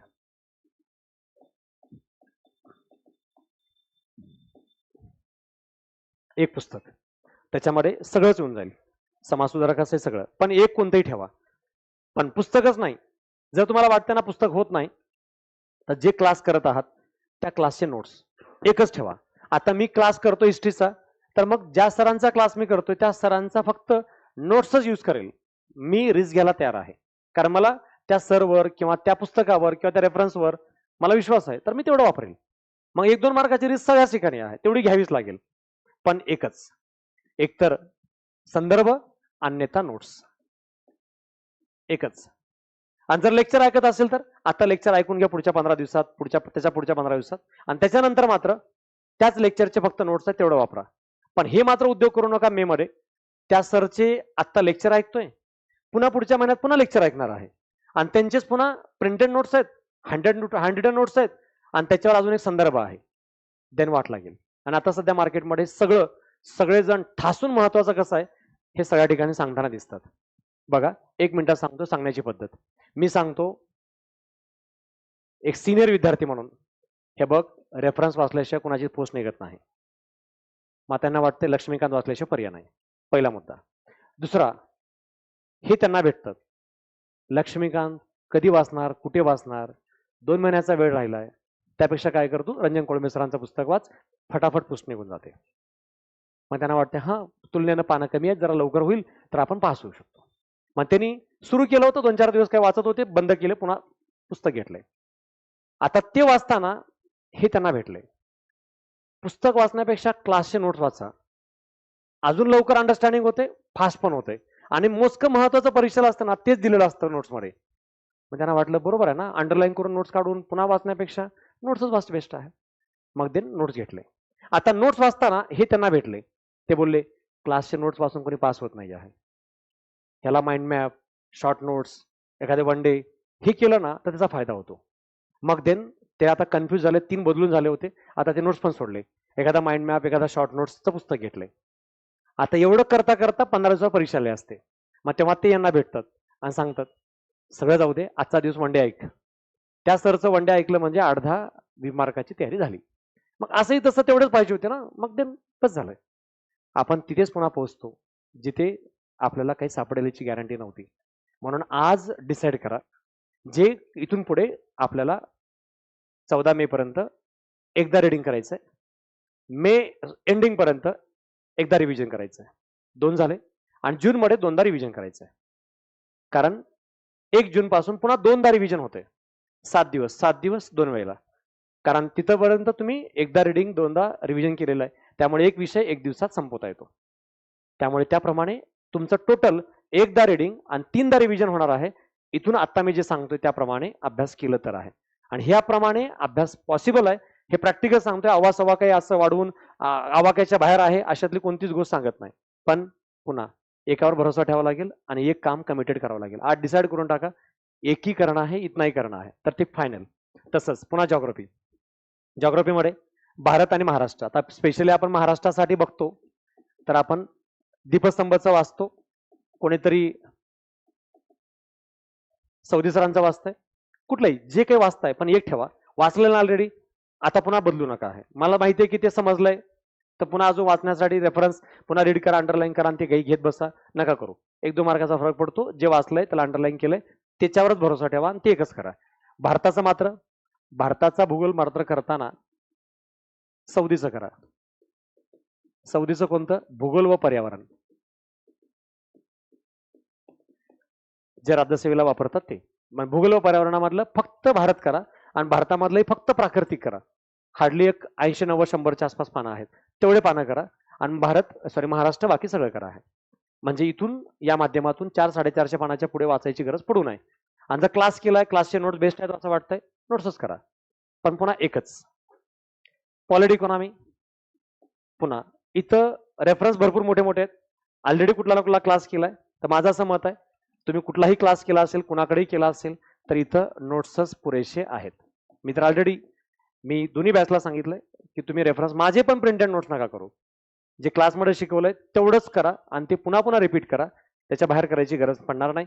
आतापर्यंत आपण पुरावा बघितलाय मागच्या 3-4 वर्षी 12-13 मार्क, म्हणजे 12-13 इकॉनॉमिक्समध्ये, 14 मार्क नेहमीच पॉलिटीमध्ये नोट्समधून आलेले. हे आपण मागे चेक केलेत. युट्यूबला मी त्याचे लेक्चर टाकले. त्यामुळे नोट्सच्या बाहेर काही करू नका. आणि नोट्स असल्यामुळे ते लवकर होईल आणि लवकर चांगला कॉन्फिडन्स पण येईल. फक्त पुन्हा मॅथ्स रिव्हिजन किती कोण केलंय त्याच्यावर इथलं सगळं भविष्य डिपेंड आहे. इकडे मात्र आता आपण काय करतो, सायन्ससाठी कोणतंही करा, सचिन भचके सरांचं करा किंवा रंजन कोळंबे सरांचं करा किंवा अशोक पवार सरांचं करा, कोणतंही एक करा. मग एकच पुस्तक करा. जर मल्टिपल वाढले तर मग देन प्रॉब्लेम होईल. मग अजून कोणतंही करत असाल, कोलते सरांचं करत असाल किंवा रसाळ सरांचं करत असाल किंवा डॉक्टर निलेश पवार सरांचं करत असाल, पण एक पुस्तक करा. कारण ही सगळी पुस्तकं सगळेजण वापरतायत. अनेक ठिकाणी प्रत्येकाचे मल्टिपल सोर्सेस वेगवेगळे आहेत. कारण प्रत्येक जण सांगतो की या पुस्तकात बायोलॉजी चांगला, या पुस्तकात केमिस्ट्री चांगला, या पुस्तकात संबंधित फिजिक्स चांगला आहे.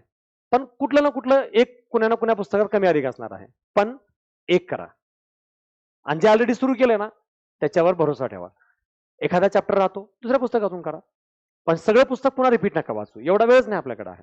कारण एक पुस्तक आपल्याला जिंकायचं आहे, तर त्या पद्धतीने आपल्याला त्या विषयाची तयारी करणं विशेष आवश्यक आहे. एक करंट अफेअर. करंट अफेअरसाठी माझं म्हणणं आहे की एक तर सिम्प्लिफाईड करा किंवा अभिनव करा. कुठलं? इयरबुक, 2026चं इयरबुक. एक इयरबुक ऑलरेडी वाचला असेल तर आता लगेच नका वाचू. म्हणजे जानेवारीमध्ये घेऊन वाचला असेल तेव्हा तर लगेच नका वाचू. मग आता काय करा, जानेवारीपासून आतापर्यंतचे जे अंक आहेत 2 महिन्याचे 3 महिन्याचे ते आता लगेच कव्हर करा. कधी? येणाऱ्या रविवारी.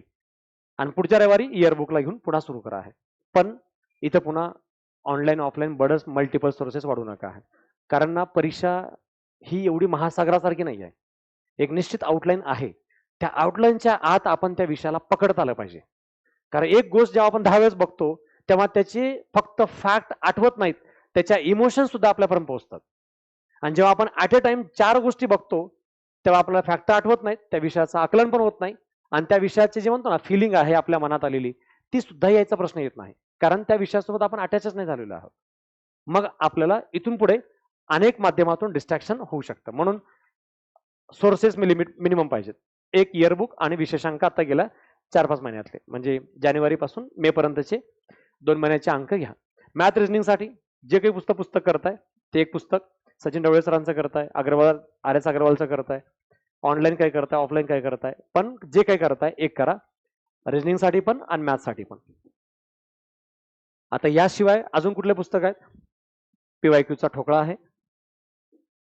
ठोकळा रोज सॉल्व्ह करायला घेतलात तर बराच वेळ लागतो. पण मग माझं मत आहे की तुम्ही पीवायक्यू च 21,000 24,000 हे आता सॉल्व्ह करत बसण्या एवढा वेळ नाही. कारण ते 21,000 प्रश्न म्हणजे तुम्ही विचार करा किती प्रश्नपत्रिका आहेत त्या. 1,000 प्रश्नामध्ये 10 पेपर दिसतात आपल्याला.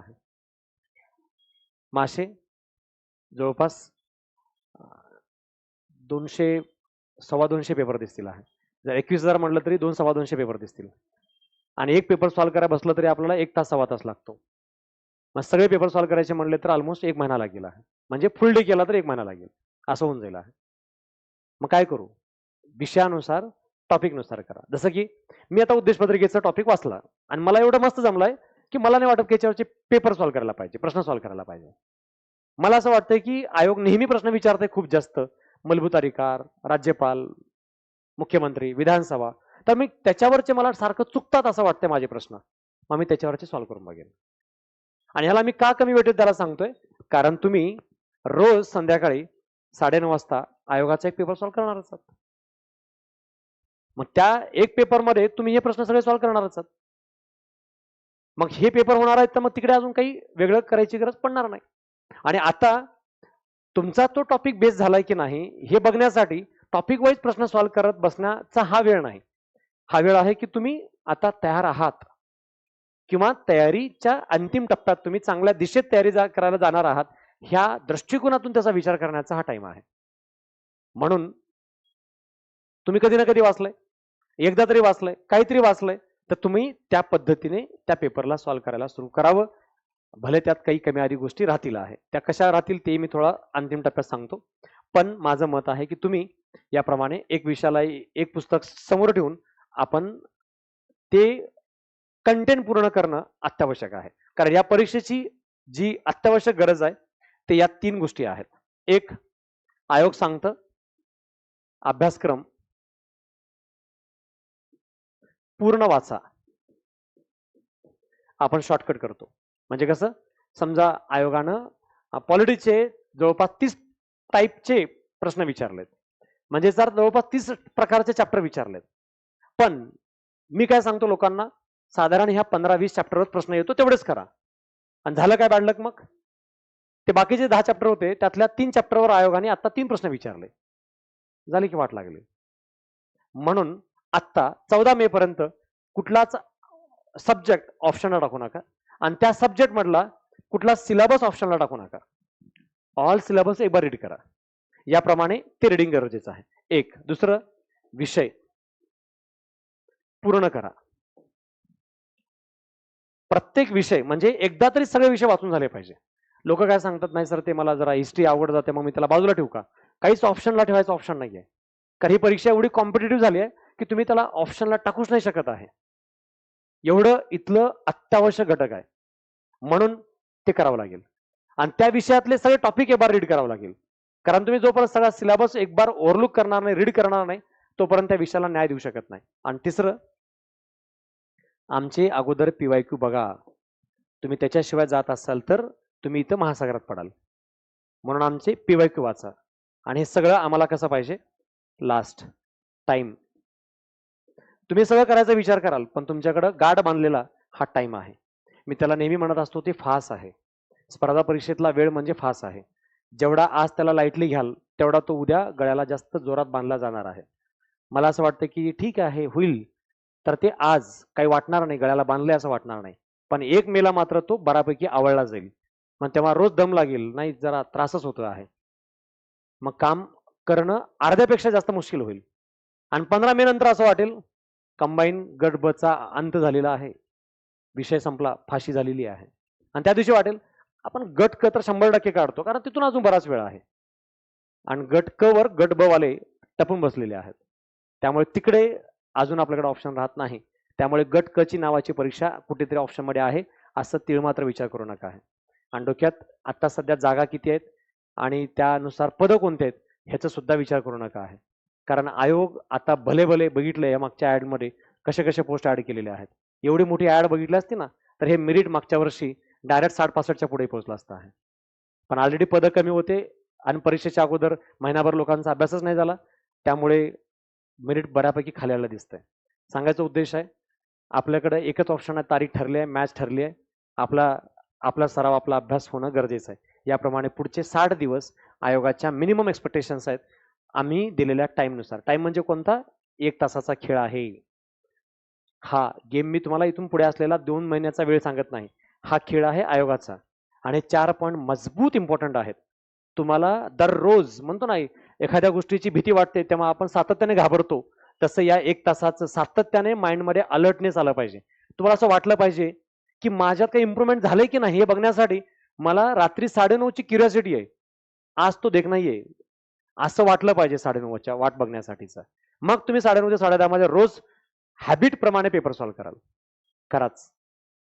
पण आता करताना काय वाटेल, सर पण ते अजून सायन्सने वाचून झालाय, इतिहास तर केलंच नाही, मॅथ मला तेवढं जमते असं वाटत नाही, पॉलिटी केलेलं आहे पण आठवतंय असं मला वाटत नाही. एवढा जर एप्रिल महिना मी जर रिडिंग केलं पॉलिटीचं, पुढच्या महिन्यात 15 दिवसापर्यंत जरा इतिहास आणि सायन्स वाचून घेतला आणि जर 10-15 मे पर्यंत पासून सॉल्व्ह केलं तर चालतं ना, काही प्रॉब्लेम नाही. आणि 10-15 मेला तुम्ही भेटल्यावर मला काय म्हणाल, सर करंट अजून काही नाही झालं, मॅथवर म्हणावा तसा कॉन्फिडन्स नाही, इकॉनॉमी सारखं विसरल्यासारखं वाटतंय. आता झालंय, इतिहास झालाय, सायन्स झालंय, पॉलिटी पण झालंय, पण ना रिव्हिजनच नाही झालेलं आहे. म्हणून मला असं वाटतं 15-16 मे जाऊ देऊ, मग सम सॉल्व्ह करू. मग तेव्हा तुम्हाला असं वाटतंय आता कशाला कुठे आयोगाचे करू, कधी ना कधी बघून झालेत ना आयोगाचे. मग 1-2 टेस्ट सिरीजचे क्लासेसचे पेपर घेऊ आपण. मग तुम्ही 15-20 मेच्या आसपास क्लासेसचे 2-4 पेपर घ्यायचा प्रयत्न करा. आणि एखादा पेपर बघितला ना आपल्याला वाटतंय असा कुठे पेपर असतो का आहे, किती वर्स्ट पेपर काढलाय. आयोगाचा बघायच्यापेक्षा सोपा असतो. मग हा क्लासचा पेपर वाईट, दुसरा पेपर एक बार बघू, नाही एवढा सोपा असतो का आहे. आयोग याच्यापेक्षा चॅलेंजेबल असतं आहे. क्लासेसचे पण काही कामाचे नसतातच पेपर आहे. 20 मे 22 मे गेलेली असते. आता आपण क्लासेसच्या पेपरला शिव्या घातलेत, आयोगाचा पेपर केला नाही, आणि 20-22 मेला असं वाटतंय आता 20 दिवस राहिलेत, कशाला पेपर सॉल्व्ह करू. माहिती आहे ना आपल्याला 1 तास आहे, मग 1 तासात करू की आपण आहे. अभ्यास जर चांगला झाला आणि रिव्हिजन चांगलं झालं तर टाइमच्या पेपर सॉल्व्ह होतो. टाइम का कमी पडतो, कारण रिव्हिजन कमी पडतं. मग आता पेपर सॉल्व्ह करणं जरुरी नसून रिव्हिजन जरुरी आहे. हा एकदम बरोबर बोललास तो आहे. मग 22 तारखेपासून रिव्हिजन जास्त करतो. पेपर गेले सगळे खड्ड्यात, आता रिव्हिजन महत्वाचं ठरलं. आणि 5-6 तारखेपर्यंत जूनच्या रिव्हिजन पण सगळं झालेलं नसतं. मग तेव्हा मला हे भेटून म्हणतात काय फरक पडतो, वाचलेलं कुठं काही येतं का आहे. असंही तसं बरंच न वाचलेलंच येतंय. आपण आयुष्यात कधी ना कधी वाचलंय ना. जाऊ देत, जेवढं झालं तेवढं ठीक आहे. अन्यथा हे म्हणतात गट ब गेल्यासारखं वाटते ना. येस, मला पण तसंच वाटतंय. त्यामुळे आपण कसं करू, गट कच्यात मायला लागूयात आहे. मला वाटतं हा म्हणजे तुम्ही पण माझ्यासारखेच आहेत, मग काही टेन्शन नाहीये. आपण दोघं मिळून पुढची गट कची करूयात आहे.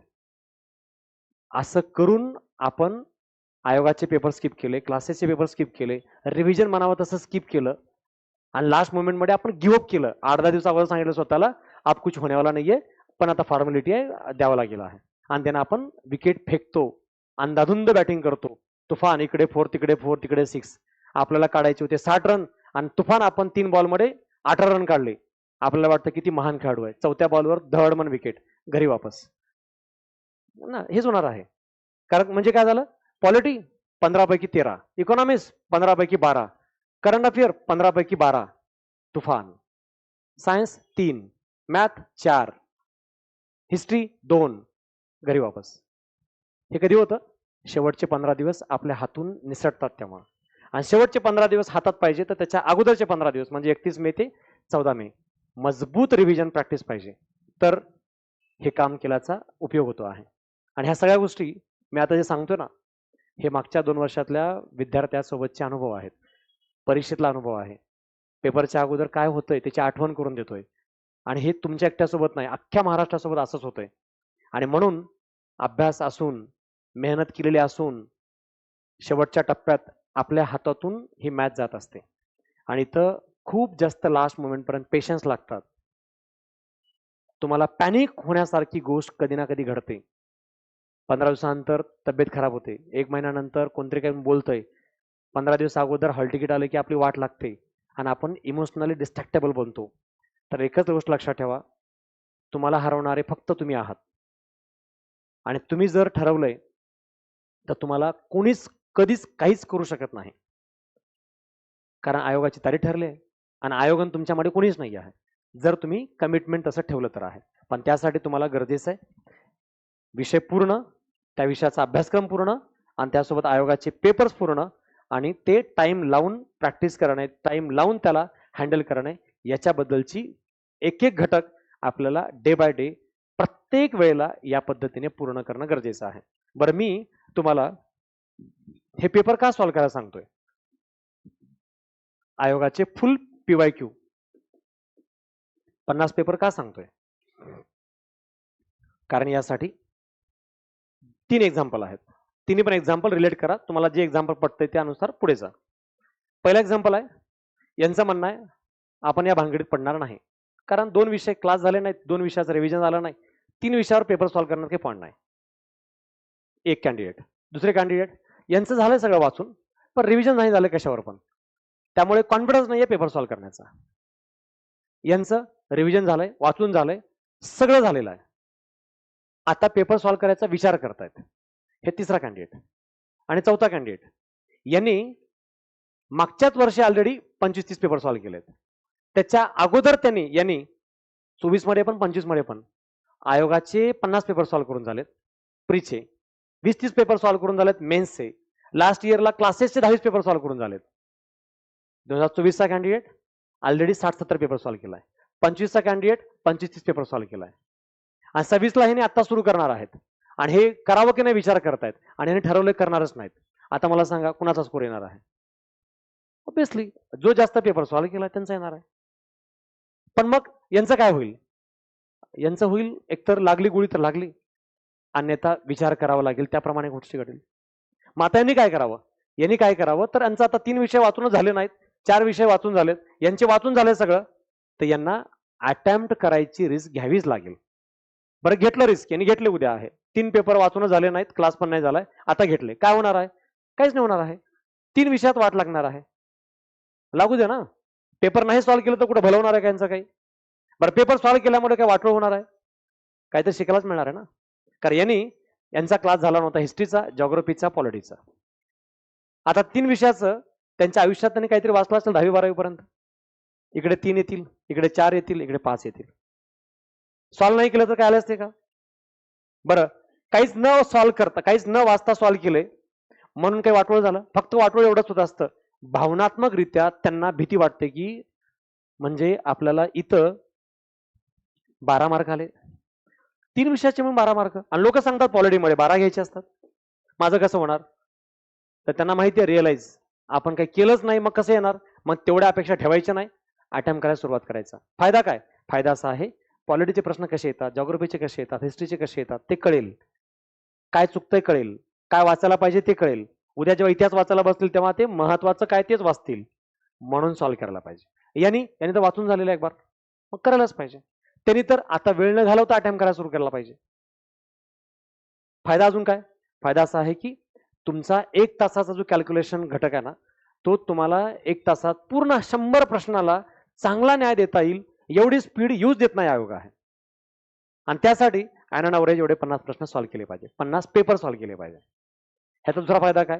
तुम्ही कंबाईन गट ब ला, प्रीला जर आता 50 प्रश्न सॉल्व्ह, 50 पेपर सॉल्व्ह केले असतील तर एवढाच फायदा गट क ला आहे. अजून तिथूनही पुढे अजून 15-20 दिवसाचा वेळ मिळतोय, 20-25, मग अजून 15-20 पेपर सॉल्व्ह करू शकता. मग हे 50 पुढे अजून 15 म्हणजे जवळपास 65 पेपर सॉल्व्ह केले. ह्याचा फायदा काय? अजून प्री नंतर जीएस ला सांगा तू आता यायचंच नाही इकडे, तुझे खूप लाड झाले, गेले 3 महिने झाला जीएस करतोय. मग जसंही जुलैला कंबाईन गट हुक्क होईल तेव्हा सांगायचं जीएस ला शाळा बंद, आता मराठी इंग्लिश. मग मराठी इंग्लिशचं पहिला महिना टॉपिक वाईज टेस्ट आणि पुढच्या महिन्यापासून फुल लेंथ टेस्ट. मग तेव्हा सांगायचं 1 दिवस जीएस, 1 दिवस मराठी इंग्लिश, 1 दिवस 1 दिवस मराठी इंग्लिश. याप्रमाणे ते काम करू शकतात. आणि जे जीएस मध्ये आता मार्क येत नाहीत बरेच जणांना, मेन्स मध्ये लोकांनी इंग्लिश मराठीमध्ये मार्क काढले, 82, 88, 86 इंग्लिश मराठीमध्ये मार्क काढत आहेत. आणि जीएस मध्ये मात्र 60-62 मार्क आहेत. पण मग आपलं जर तिकडे वाट लागलं तर इकडे जर तारलं पाहिजे. मग यासाठी आत्ता प्रीच्या वेळेस मराठी इंग्लिशचं काही नाहीच आहे, तर मग जीएसचा अभ्यास एवढा मजबूत करा जणू असं समजा की मला 75 मार्क घ्यावे लागतात. जीएस मध्ये निघत नाहीत पण कोणतरी घेतंय. भले 100 पैकी 5 लोक घेत असतील, त्या 5 प्रमाणे विचार करा. आणि आता अभ्यास करताना एक फॅक्ट सांगतो छोटीशी, आपले पॉलिटिक्सचे 22 भाग आहेत, राज्यघटनेचे 22 भाग आहेत, ते 22 चॅप्टर समजा, आणि संविधान सभा आणि त्याचे कायदे 23 चॅप्टर समजा. हे 23 चॅप्टर आहेत ना, तर माझं असं मत असतं की हे 2-2, 3-3 पानामध्ये हे 23 चॅप्टरचे छोटे छोटे सेट असावेत, आणि रोज 2-3 सेट सोबत मी खेळत राहतो, तर त्या विषयावरचा कमांड कमवणं मला सोपं जातं. याप्रमाणे मी जर विचार करायला लागलो तर माझ्या सहित या पॉलिटिक्स सहित इतर विषयही त्याप्रमाणे स्टेप बाय स्टेप पूर्ण करणं शक्य आहे, पॉसिबल आहे. पण माझ्याकडे तो प्लॅन पाहिजे, त्या स्ट्रॅटेजी प्रमाणे मला गेलं पाहिजे, याबद्दलचा मी विचार करणं आवश्यक आहे. आता याप्रमाणे हे जे मी तुम्हाला सांगतोय ते का सांगतोय, तर एवढे पेपर सॉल्व्ह केले तर प्रीला आणि मेन्सला जीएसचा फायदा मॅक्झिमम होतो, आणि आपल्याला याप्रमाणे विचार करावाच लागेल आहे. दुसरी गोष्ट, मॉडेल क्लासेसचे पेपर आहेत अजून. आता हे तर 50 पेपर झाले, 50 दिवस, शनिवार रविवार सोडला तर 50 दिवस आपल्याला 50 पेपर सॉल्व्ह करता येतात, एवढं आपल्या हातात आहे.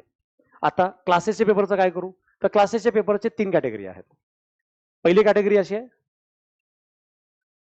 काही क्लासचे पेपर असे आहेत बघून असं वाटतं की आयुष्यात काय आपण अभ्यास केलाय की नाही. एक दुसरी, असं वाटतंय की आपण कधीच पास नाही होऊ शकत. 2, तिसरा, असं वाटतंय आयोग असे प्रश्नच नाही विचारत. समजलं? बघून असं वाटतंय आपण आयुष्यात काहीच नाही वाचलोय. 1, दुसरा, आपण कधीच पास होऊ शकत नाही असं वाटतंय. 2, आणि तिसरा मुद्दा काय, की या परीक्षेसाठी या माध्यमातून आपल्याला ज्या तयारीच्या झोनमध्ये जायला पाहिजे होतं, ते झोन कुठे सापडलाच नाही आहे. मग ह्या तिन्ही गोष्टी जेव्हा मिळत नाहीत, तेव्हा तो कोणत्याही क्लासचा पेपर असू द्या, ते सॉल्व्ह करू नका आहे. कारण आयोगाचा पेपर तुम्ही कुठलाही घ्या, तुम्हाला आयोगाचा पेपर बघून काय वाटतं? सिलेबस प्रमाणे आहे आणि अभ्यास करू शकतो असं वाटतंय. क्लासचा पेपर बघून काय वाटतं? की असा पेपरच आयोग विचारत नाही. दुसरं, आयोगाचा पेपर बघून असं वाटतंय आपण पास होऊ शकतो. क्लासचा पेपर बघून असं वाटतंय आपण पासच नाही होऊ शकत. आयोगाचा पेपर बघून असं वाटतंय आपण काहीतरी तयारी केली आहे. क्लासचा बघून असं वाटतंय आपण काही तयारीच केली नाही आहे. असा कुठल्याही क्लासचा पेपर असू द्या, इन्क्लुडिंग माझा, पेपर नका सॉल्व्ह करू. काय काय नसलं पाहिजे? आयोगाच्या सिलेबसला धरून नाही, आपण वाचलोच आहे असं वाटत नाही, आणि आपण कधीच पास होऊ शकत नाही असं वाटत असेल तर तो कोणताही पेपर सॉल्व्ह नका करू. मग करू कुठले? जे आता मी बोललो आयोगाप्रमाणे ते करा. आता ते करण्यामध्ये दोन पुन्हा कॅटेगरी आहेत. एक कॅटेगरी आहे कॉम्प्रिहेन्सिव्ह पेपर, दुसरी कॅटेगरी आहे सेक्शनल पेपर. मग काही पेपर म्हणजे किमान 7-8 पेपर, प्रत्येक क्लासचा 1-2 पेपर घेतलात तर 7-8 पेपर होतील क्लासेसचे कॉम्प्रिहेन्सिव्ह. ते टाइम लावून सॉल्व्ह करा. तसे एक 7-8 पेपर. आणि ज्या विषयामध्ये तुम्हाला बेस्ट स्कोर करण्याचा बेस्ट ऑप्शन आहे किंवा तुम्ही करायला पाहिजे असं वाटतंय, तसे सेक्शनल पण करा. कारण काही टीचर ऑल पेपरमध्ये नसतात, पण त्या विषयापुरतं त्या विषयाची टेस्ट मात्र ते चांगली घेतात. जसं की काही वेळेस मॅथच्या टेस्ट होतात, काही वेळेस करंटच्या टेस्ट होतात, जे कॉम्प्रिहेन्सिव्ह पेपरपेक्षा हे सेपरेट त्या विषयाच्या टेस्ट बेस्ट होऊ शकतात. तसं त्याला जर सॉल्व्ह केलात तर त्या विषयामध्ये तुमचा ऍटलिस्ट त्या विषयापुरता स्कोर त्या पेपरमध्ये त्या माध्यमातून चांगलं कंप्लीट करता येईल असं प्रिपरेशन होऊ शकतं.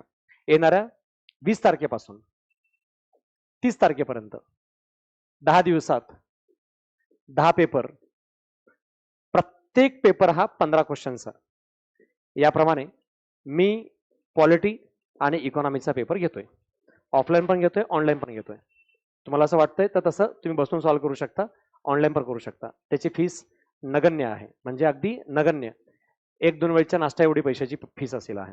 तर ते 20 तारखेपासून सुरुवात होते. त्याची माहिती मी उद्या ग्रुपवर टाकतोय. आणि 10 टेस्ट असतील पॉलिटीच्या, 10 टेस्ट असतील इकॉनॉमीचा. त्याच्यामध्ये मेजर आयोग जे नेहमी जास्तीत जास्त प्रश्न विचारतंय तशा टॉपिकवर इथं 10 टॉपिक, इथं 10 टॉपिक घेतोय. त्याच्यावर टेस्ट होईल आहे. 1 मेच्या अगोदर पॉलिटी इकॉनॉमीचा हा एक सराव पूर्ण होईल. असा आपण मागच्या वर्षी 3 पेपर घेतले होते, 3 प्रकारचे पेपर. पहिलं सेक्शनल, नंतर कॉम्प्रिहेन्सिव्ह, आणि लास्ट मोमेंटला एक ऍक्सेप्ट चॅलेंज नावाचे मी 10 पेपर काढले होते. जे ऍक्सेप्ट चॅलेंज मधले 3 प्रश्न आहेत जशाच तसं. तो सीएमचा जो प्रश्न विचारला ना, सर्वाधिक काळ मुख्यमंत्री कोण होते, ते त्याच्यामध्ये मी पेपर घेतले होते. तर हे मला मागच्या वर्षाचा खूप चांगला आनंद वाटला. त्या पेपरमधून खूप जास्त प्रश्न आले, कारण मी ते मोजून तुलून शब्दाना शब्द ते आखीव रेखीव पद्धतीने पेपर काढला होता आणि त्याप्रमाणे मुलांनी सराव केला, राज्यसेवेला पण कंबाईनला पण. त्यामुळे याही वर्षी आपण 10 पेपर घेतो. एवढ्या लवकर आणि एवढे 10 पेपर का घेतोय? कारण 1 मे पासून पुढे 15 मे पर्यंत कॉम्प्रिहेन्सिव्ह सिलेबसवर आधारित, संपूर्ण सिलेबसवर आधारित तशा टेस्ट होणार आहेत. आणि त्याच्यानंतर 15 मे ते 30 मे पर्यंत अजून 10 पेपर होणार आहेत पॉलिटी इकॉनॉमिक्सचा. कारण 15 तर प्रश्न सॉल्व्ह करायचे आहेत, 10 तर मिनिटं लागणार आहेत. मग रोज 10-15 मिनिटं त्याला काय प्रॉब्लेम आहे? फक्त 15 मिनिटं. आणि त्याचं एक्सप्लेनेशन ऍपवर असणार आहे. आणि ते ऍपवरचं एक्सप्लेनेशन तुम्ही पळून बघितलं तर 15 मिनिटात होतं.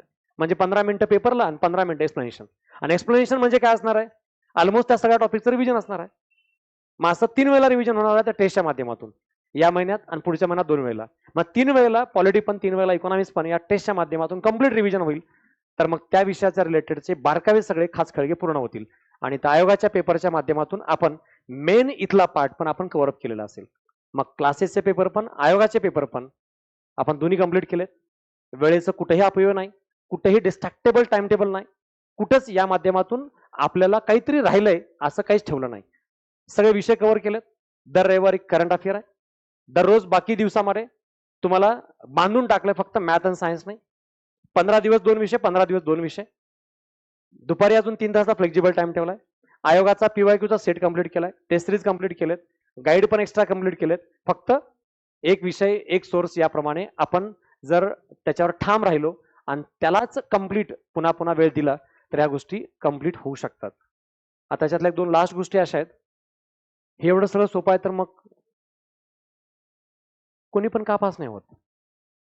आता मी बोललो एवढं 60 दिवसात मस्त एवढं 10-12 तासच तर आहे, एकच सोर्स करायचा आहे आणि तुम्ही एवढं पुन्हा पुन्हा सांगताय 60 मार्क आरामात येतील, तर कुणी पण का नाही करत? त्याच्यातला पहिला एक ड्रॉबॅक आहे, तो म्हणजे लेक्चरच्या स्टार्टिंगला जे सांगितलेला मुद्दा होता, कन्सिस्टन्सी नाही होत.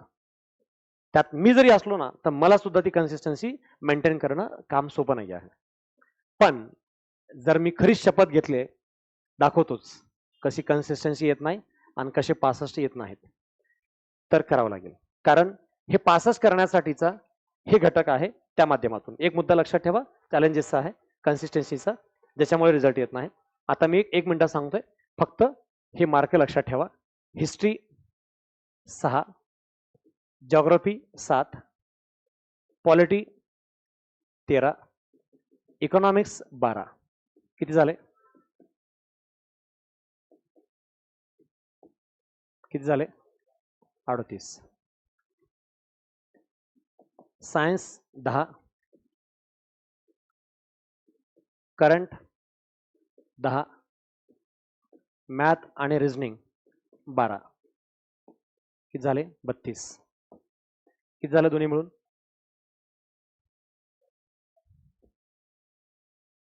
अटेम्प्ट आहे 92, 95 आणि 92, 95 अटेम्प्ट करून 20-22 चुकलेत तर आपण त्याची पेनल्टी घेऊ 1/4, म्हणजे ऑलमोस्ट 7-8 घेऊ. 7 गेले, याच्यातून 7 गेले, नेट स्कोर 63. इकडे बघताना वाटत होतं 70 तर असंच यायला लागलेत, पण ते तसेच जाणार पण आहेत. आणि जर इकडे कुठेही धोका झाला आता तर मग इथं खाली कसं घसरणार आहे त्याचा अंदाज येतो आहे. आणि तुम्हाला सिक्युरिटी पाहिजे, एवढे यावेच लागतील आणि एवढे येण्यासाठी याप्रमाणे जावं लागेल. आता तुमचा एखादा विषय बेस्ट असू शकतो, जसं की मॅथ रिझनिंग आहे, कुणाला तर वाटतं की आरामात 14 काढतो, हरकत नाही, पण त्याला कुठेतरी इकडे तिकडे एखाद्या मार्काचा धोका होईल. पण कदाचित कमी अधिक प्रमाणात या रेंजमध्ये तुमचं टार्गेट असावंच. उद्या तुम्ही कुठला विषय सुरू करताय, समजा हिस्ट्री जिओग्राफी करताय, तर हिस्ट्री जिओग्राफीचे तुम्ही उद्यापासून ठरवले पाहिजे 6च्या खाली गेला नाही पाहिजे. मग मी 6 कुठून घेऊ? मग तुम्ही त्या हिस्ट्रीच्या सरांना विचारा की सर असे कोणते 4 मार्क आहेत सांगा मला की असं एकही वर्ष गेला नाही ज्या वर्षी प्रश्न येत नाही. त्याला अगोदर शोधून मारा 2-4 दिवसात. मग असे कोणते टॉपिक आहेत ज्याच्यावर एखाद्या वेळेस येत नाही पण बाकी नेहमी येतंय, असे 2-3 टॉपिक घ्या. मग ते 4-5 ची तयारी होते. मग असे काही समाज सुधारक आहेत, असं काही महाराष्ट्राचा इतिहास आहे ज्यातून एखादा तरी प्रश्न येतोच. तुम्ही पण बघितला तर कळेल. इयर वाईज पेपर ठेवा आणि इतिहास फक्त बघत बसा आणि पुन्हा पुन्हा बघा. तुम्हाला हा समाज सुधारक आयोगाचा आवडीच आहे, हे महाराष्ट्राची चळवळ आवडीच आहे, हे संविधान, हे संबंधित संघटन, बैठक, या रिलेटेड अधिवेशन एक विचारतातच आयोग, ऑटोमॅटिक सापडेल. असे 6 फिक्स करा. सेम जिओग्राफी पण करा. मी पॉलिटी इकॉनॉमी तर देतोच, मीच देतो, टॉपिक आहे, पण ते आता नका करू. आता वेळ काय, सगळं वाचण्याचा एक बार आहे. प्लॅन ए महत्वाचा आहे, सगळं रीड करा आता मंथ एंडिंग पर्यंत, 14 मे पर्यंत. 14 मे नंतर सिलेक्टेड टॉपिक्स, आणि 14 मेला स्वतःला काय सांगा, मिनिमम याच्या खाली गेलो नाही पाहिजे. आता पासून सिलेक्टेड नका बनू, नाही एवढे मिळालं, एवढे केलं तर 6 मिळतील आणि तिथे गेल्यावर कळालं की यातले 2 टॉपिक आलेच नाहीत, मग देन वाट लागेल. त्यामुळे आता रीड करा सगळे आणि 14 मे नंतर मात्र सिलेक्टेड याप्रमाणे बना. पण आपल्या समोर विषयानुसार डोक्यात ठिणगी पडली पाहिजे. बघा क्रिकेटमध्ये पण कोणताही खेळाडू कोणत्याही बॉलरला उगीच कसंही मारत नाही आहे. एखादा बॉलर येतो, त्याला इज्जतीनं सगळे नीटनीट खेळतात, पण बाकीचे कोणी बॉलर आले तर कार्यक्रम सुरू होतो, 4-6 आहे. फक्त वैभव सूर्यवंशी दिसतोय आता, तो बॉलरच बघत नाही आहे, तो कुणालाही मारतोय.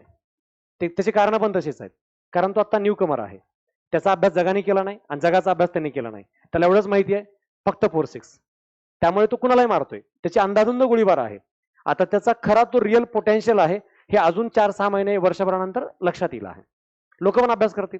आता ज्याने आउट केला तो हैदराबादचा, तो काय सांगत होता? अगोदरपासून ठरवलं होतं, हे टार्गेट होतं, वैभव सूर्यवंशीचा विकेट घ्यायचं होतं. जिद्दी आहेत लोकही त्याला आउट करायसाठी वाट बघतायत. मी असं का सांगतो इथं? आयोगाला माहिती आहे तुम्हाला कसं आउट करायचं. आयोगाने दुनियाभरचा आपला अभ्यास केलेला आहे. फक्त आपण आयोगाचा अभ्यास करण्यात कमी पडलोय. आपण दुनियाचा अभ्यास केलेला आहे. हा कसा चांगला, तो कसा चांगला, हा कोणते वाईट, ते कोणते वाईट, ह्याचे नोट्स कसे आहेत, ते नोट्स कसे आहेत, मी कसा वाईट, तू कसा वाईट, हे आपण कसं चांगलं, हे एवढंच का तेवढंच का, अशा अनेक गोष्टींमध्ये आपण हरवलोय. पण एवढे लक्षात ठेवा, पुढचे 60 दिवस आयोग 1, दुसरं तुम्ही 2, आणि ह्या दोघांच्या मध्ये तिसरं ते म्हणजे मटेरियल, अभ्यासाची संसाधनं. ह्याशिवाय काहीच म्हणजे काहीच नको. आणि त्यातला सर्वात मोठा डिस्ट्रॅक्टेबल घटक असतो तो म्हणजे तुमचा मोबाईल. त्याला बाजूला फेकलं ना, अर्धी दुनिया बाजूला जाते, अर्धी दुनिया जाते. रिअलमध्ये जातो सांगतोय. जवळचे पण दूर जातात आणि दूरचे होते ते दूरच जातात, आणि जे खरेच जवळचे होते ते कुठेच जात नाहीत. त्यामुळे काही फरक नाही पडत. पण जर हा चान्स गेला तर तुम्हाला नोकरी लागणार आहे 2028 मध्ये, लागली तर, अन्यथा ते 29 मध्ये जाईल. कारण तुमचा 26 आठवण जाईल, तुम्ही 27ची वाट बघाल आणि त्याचा निकाल 28 मध्ये लागेल. जॉईनिंग आले तर 28 मध्ये येईल, अन्यथा 29 मध्ये येईल. तर हे नको आहे. तर या वर्षाची प्री कुठल्याही परिस्थितीत निघाली पाहिजे. आणि ही प्री निघाली ना तर तुम्हाला मी सांगतो 3-4 गोष्टीचे बेनिफिट आहेत. पहिलं, कंबाईनला गट बला पण गट कला पण बऱ्याच मोठ्या जागा अजून वाढतील आता, किंवा कदाचित प्री नंतर वाढतील. मी असं कुठलाही पुरावा देऊन बोलत नाही. मागे झालंय आता यावेळेस, आणि असं जर झालं तर तुम्हाला पश्चातापाशिवाय पर्याय राहणार नाही. एक. दुसरं, प्री नंतर मेन्सला प्रॉपर ऑलमोस्ट 6 महिने आहेत. तुमचं इंग्लिश मराठी काहीच झालं नसलं तरी तुम्ही पास होऊ शकता, एवढी तयारी करायला ऑप्शन आहे. 2. तिसरं, तुम्ही जर आत्ता जीएसची तयारी मजबूत केली असेल तर तुम्ही तुमची अपेक्षित पोस्ट काढणे आणि टॉपर बनणे याप्रमाणे रँक काढण्या एवढं तुम्ही मेन्सला चांगला अभ्यास करून पोस्ट काढू शकता. आणि या तिन्ही गोष्टीचा ॲडव्हान्टेज घेण्याचा लास्ट पर्याय म्हणजे लास्ट 60 डेज आहेत. आणि या पद्धतीने तुम्ही तसा विचार करायला लागला तर तुमच्या हातून कधीच रिझल्ट जाणार नाही, हे मी तुम्हाला अतिशय विश्वासानं सांगतोय. पण हे सगळे स्कोर तुमच्या डोक्यात असले पाहिजे. आणि जनता ही पासष्ट का काढत नाही? कारण जनता सातत्य ठेवत नाही. एक. दुसरी गोष्ट, त्याला मी सांगितलं हे पॉलिटिचे नोट्स एवढेच कर, तर त्याचं म्हणणं आहे जर पास नाही झालो तर, म्हणून ते अजून 2-4 सोर्सेस वापरतोय, त्यामुळे त्याला काहीच सापडत नाही आहे. हा दुसरा धोका आहे. तिसरं, पेपर मी जेवढे बोललो ना तेवढ्या सरावाशिवाय एवढे मार्क नाही वाढणार आहेत. आणि लोक एवढे पेपर नाही सॉल्व्ह करत. 50 पेपर सोपी नाही गोष्ट आहे. मी रिअल सांगतोय. मी पेपर घेतलेत ना, तर 25-30 पेपर नंतर नाकी 9 येतात. पेपर घ्यायला पण मला आहे, पेपर देण्याला पण असं वाटतंय बोर व्हायला लागले सर, आता रोज रोज तेच आयोगाचा पेपर आहे. पण ज्यांनी घेतलेत ना पेपर, त्यांनी दिलेत ना, त्यांना त्याचे आउटपुट दिसलेले आहेत. भयंकर लोड येतो, कारण दिवसभर अभ्यास करा, जेवण करा, धावपळ पळत पळत येऊन पेपरला बसा. आणि घरी तर लाईटली घेतोच आपण आहे, कल्टी मारतोच आपण आहे. आपण विचार करतो रविवारी 2 करतो ना, मग शनिवारी सुट्टी, देन मग सुट्ट्या व्हायला सुरुवात होते आहे. एक बार आपला कार्यक्रम बिघडला, वाट लागायला लागते, म्हणून रिझल्ट येत नाही. चौथी गोष्ट, आपण एकतर लेस कॉन्फिडन्स असतो आणि नंतर ओव्हर कॉन्फिडन्स असतो. पाचवी गोष्ट, आपल्याकडे मल्टिपल गायडन्स आहे, अनेकांचा आपण ऐकतो, त्यामुळे आपण कुठे स्थिर राहत नाही. 6वा, आपण रीडिंग भरपूर करतो, रिव्हिजन नाही करत. रिव्हिजन मल्टिपल टाइमला पाहिजे आहे. 7वा, आपल्याकडं त्या विषयाचे किमान 10% 20% तरी शॉर्ट नोट्स पाहिजे, जेणेकरून आपण पुन्हा पुन्हा चांगलं रिव्हिजन करू शकतो. 8वा, आपल्याकडं विषयानुसार कसलाच प्लॅन नसतो, आपण रॅन्डम महासागरात उड्या मारतो, म्हणून आपल्या हातून रिझल्ट जातो, म्हणजे मॅक्झिमम लोक फेल होतात. 9वा, आपण एकूणच एक्झामच्या अगोदर 1 मंथ बिफोर तयार झाल्याशिवाय आपल्याला एवढा स्कोर येणार नाही, हे त्यांच्या लक्षात नाही आहे, म्हणून ते एक्झाम पर्यंत पळत राहतात आणि एक्झामच्या अगोदर मात्र टाइम गेलाय असं लक्षात येत आहे. लास्ट 10वा मुद्दा, आपण या परीक्षेत फक्त टार्गेट ठेवलंय पासचं, पण त्यासाठी मनावा तसा 100% टाइम दिलेला नसतो. हे सगळं करतो आपण, पण जो वेळ मी 12 तास सांगितलं 14 तास, तर 14 तास नाही दिला, 10 तास दिला, कधीतरी दिला, एका दिवशी जास्त केला, असं होतं, म्हणून रिझल्ट येत नाही. आणि हे 10 कारण आहेत ना, हे कुणालाही लागू होतात. असे 10 मुद्दे आहेत ज्यामुळे एवढं सगळं माहिती असून सोपं असून सुद्धा अनेकांचे रिझल्ट येत नाहीत, ही रियालिटी आहे. आणि हे 10 मुद्दे तुमच्या बाबत लागू होऊ देऊ नका. आणि ह्या मुद्द्याला पुन्हा पुन्हा एक बार ऐका.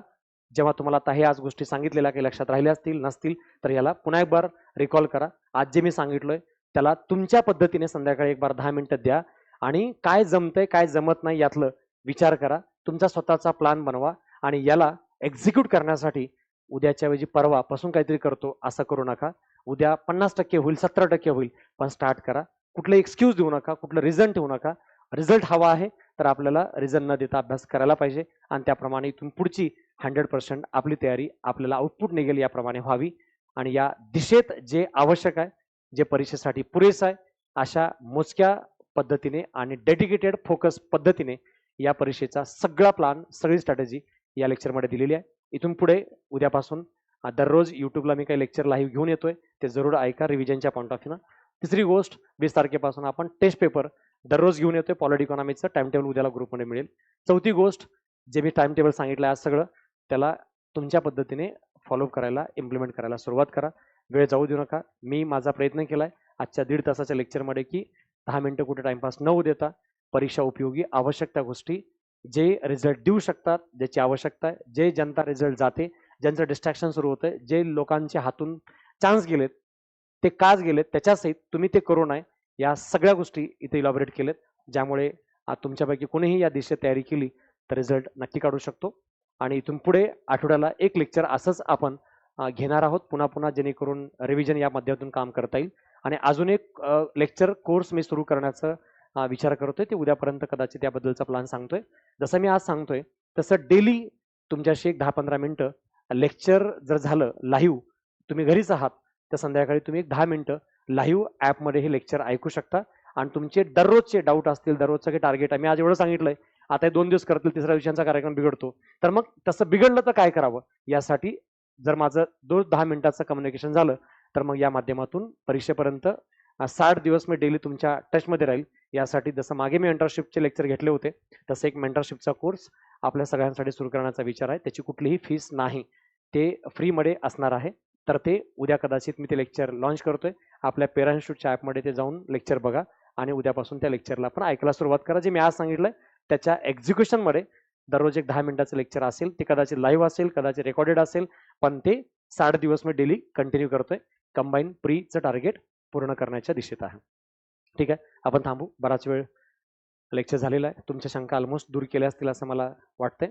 बाकी काही असतील डाऊट राहिलेले तर आपण नेक्स्ट लेक्चरमध्ये, नेक्स्ट वीकमध्ये त्याच्याबद्दल नक्कीच काम करूयात आहे. ठीक आहे, चालेल. थँक्यू, भेटू. धन्यवाद, धन्यवाद, धन्यवाद. आवाजी मतानं प्रस्ताव पारित केला त्याबद्दल धन्यवाद.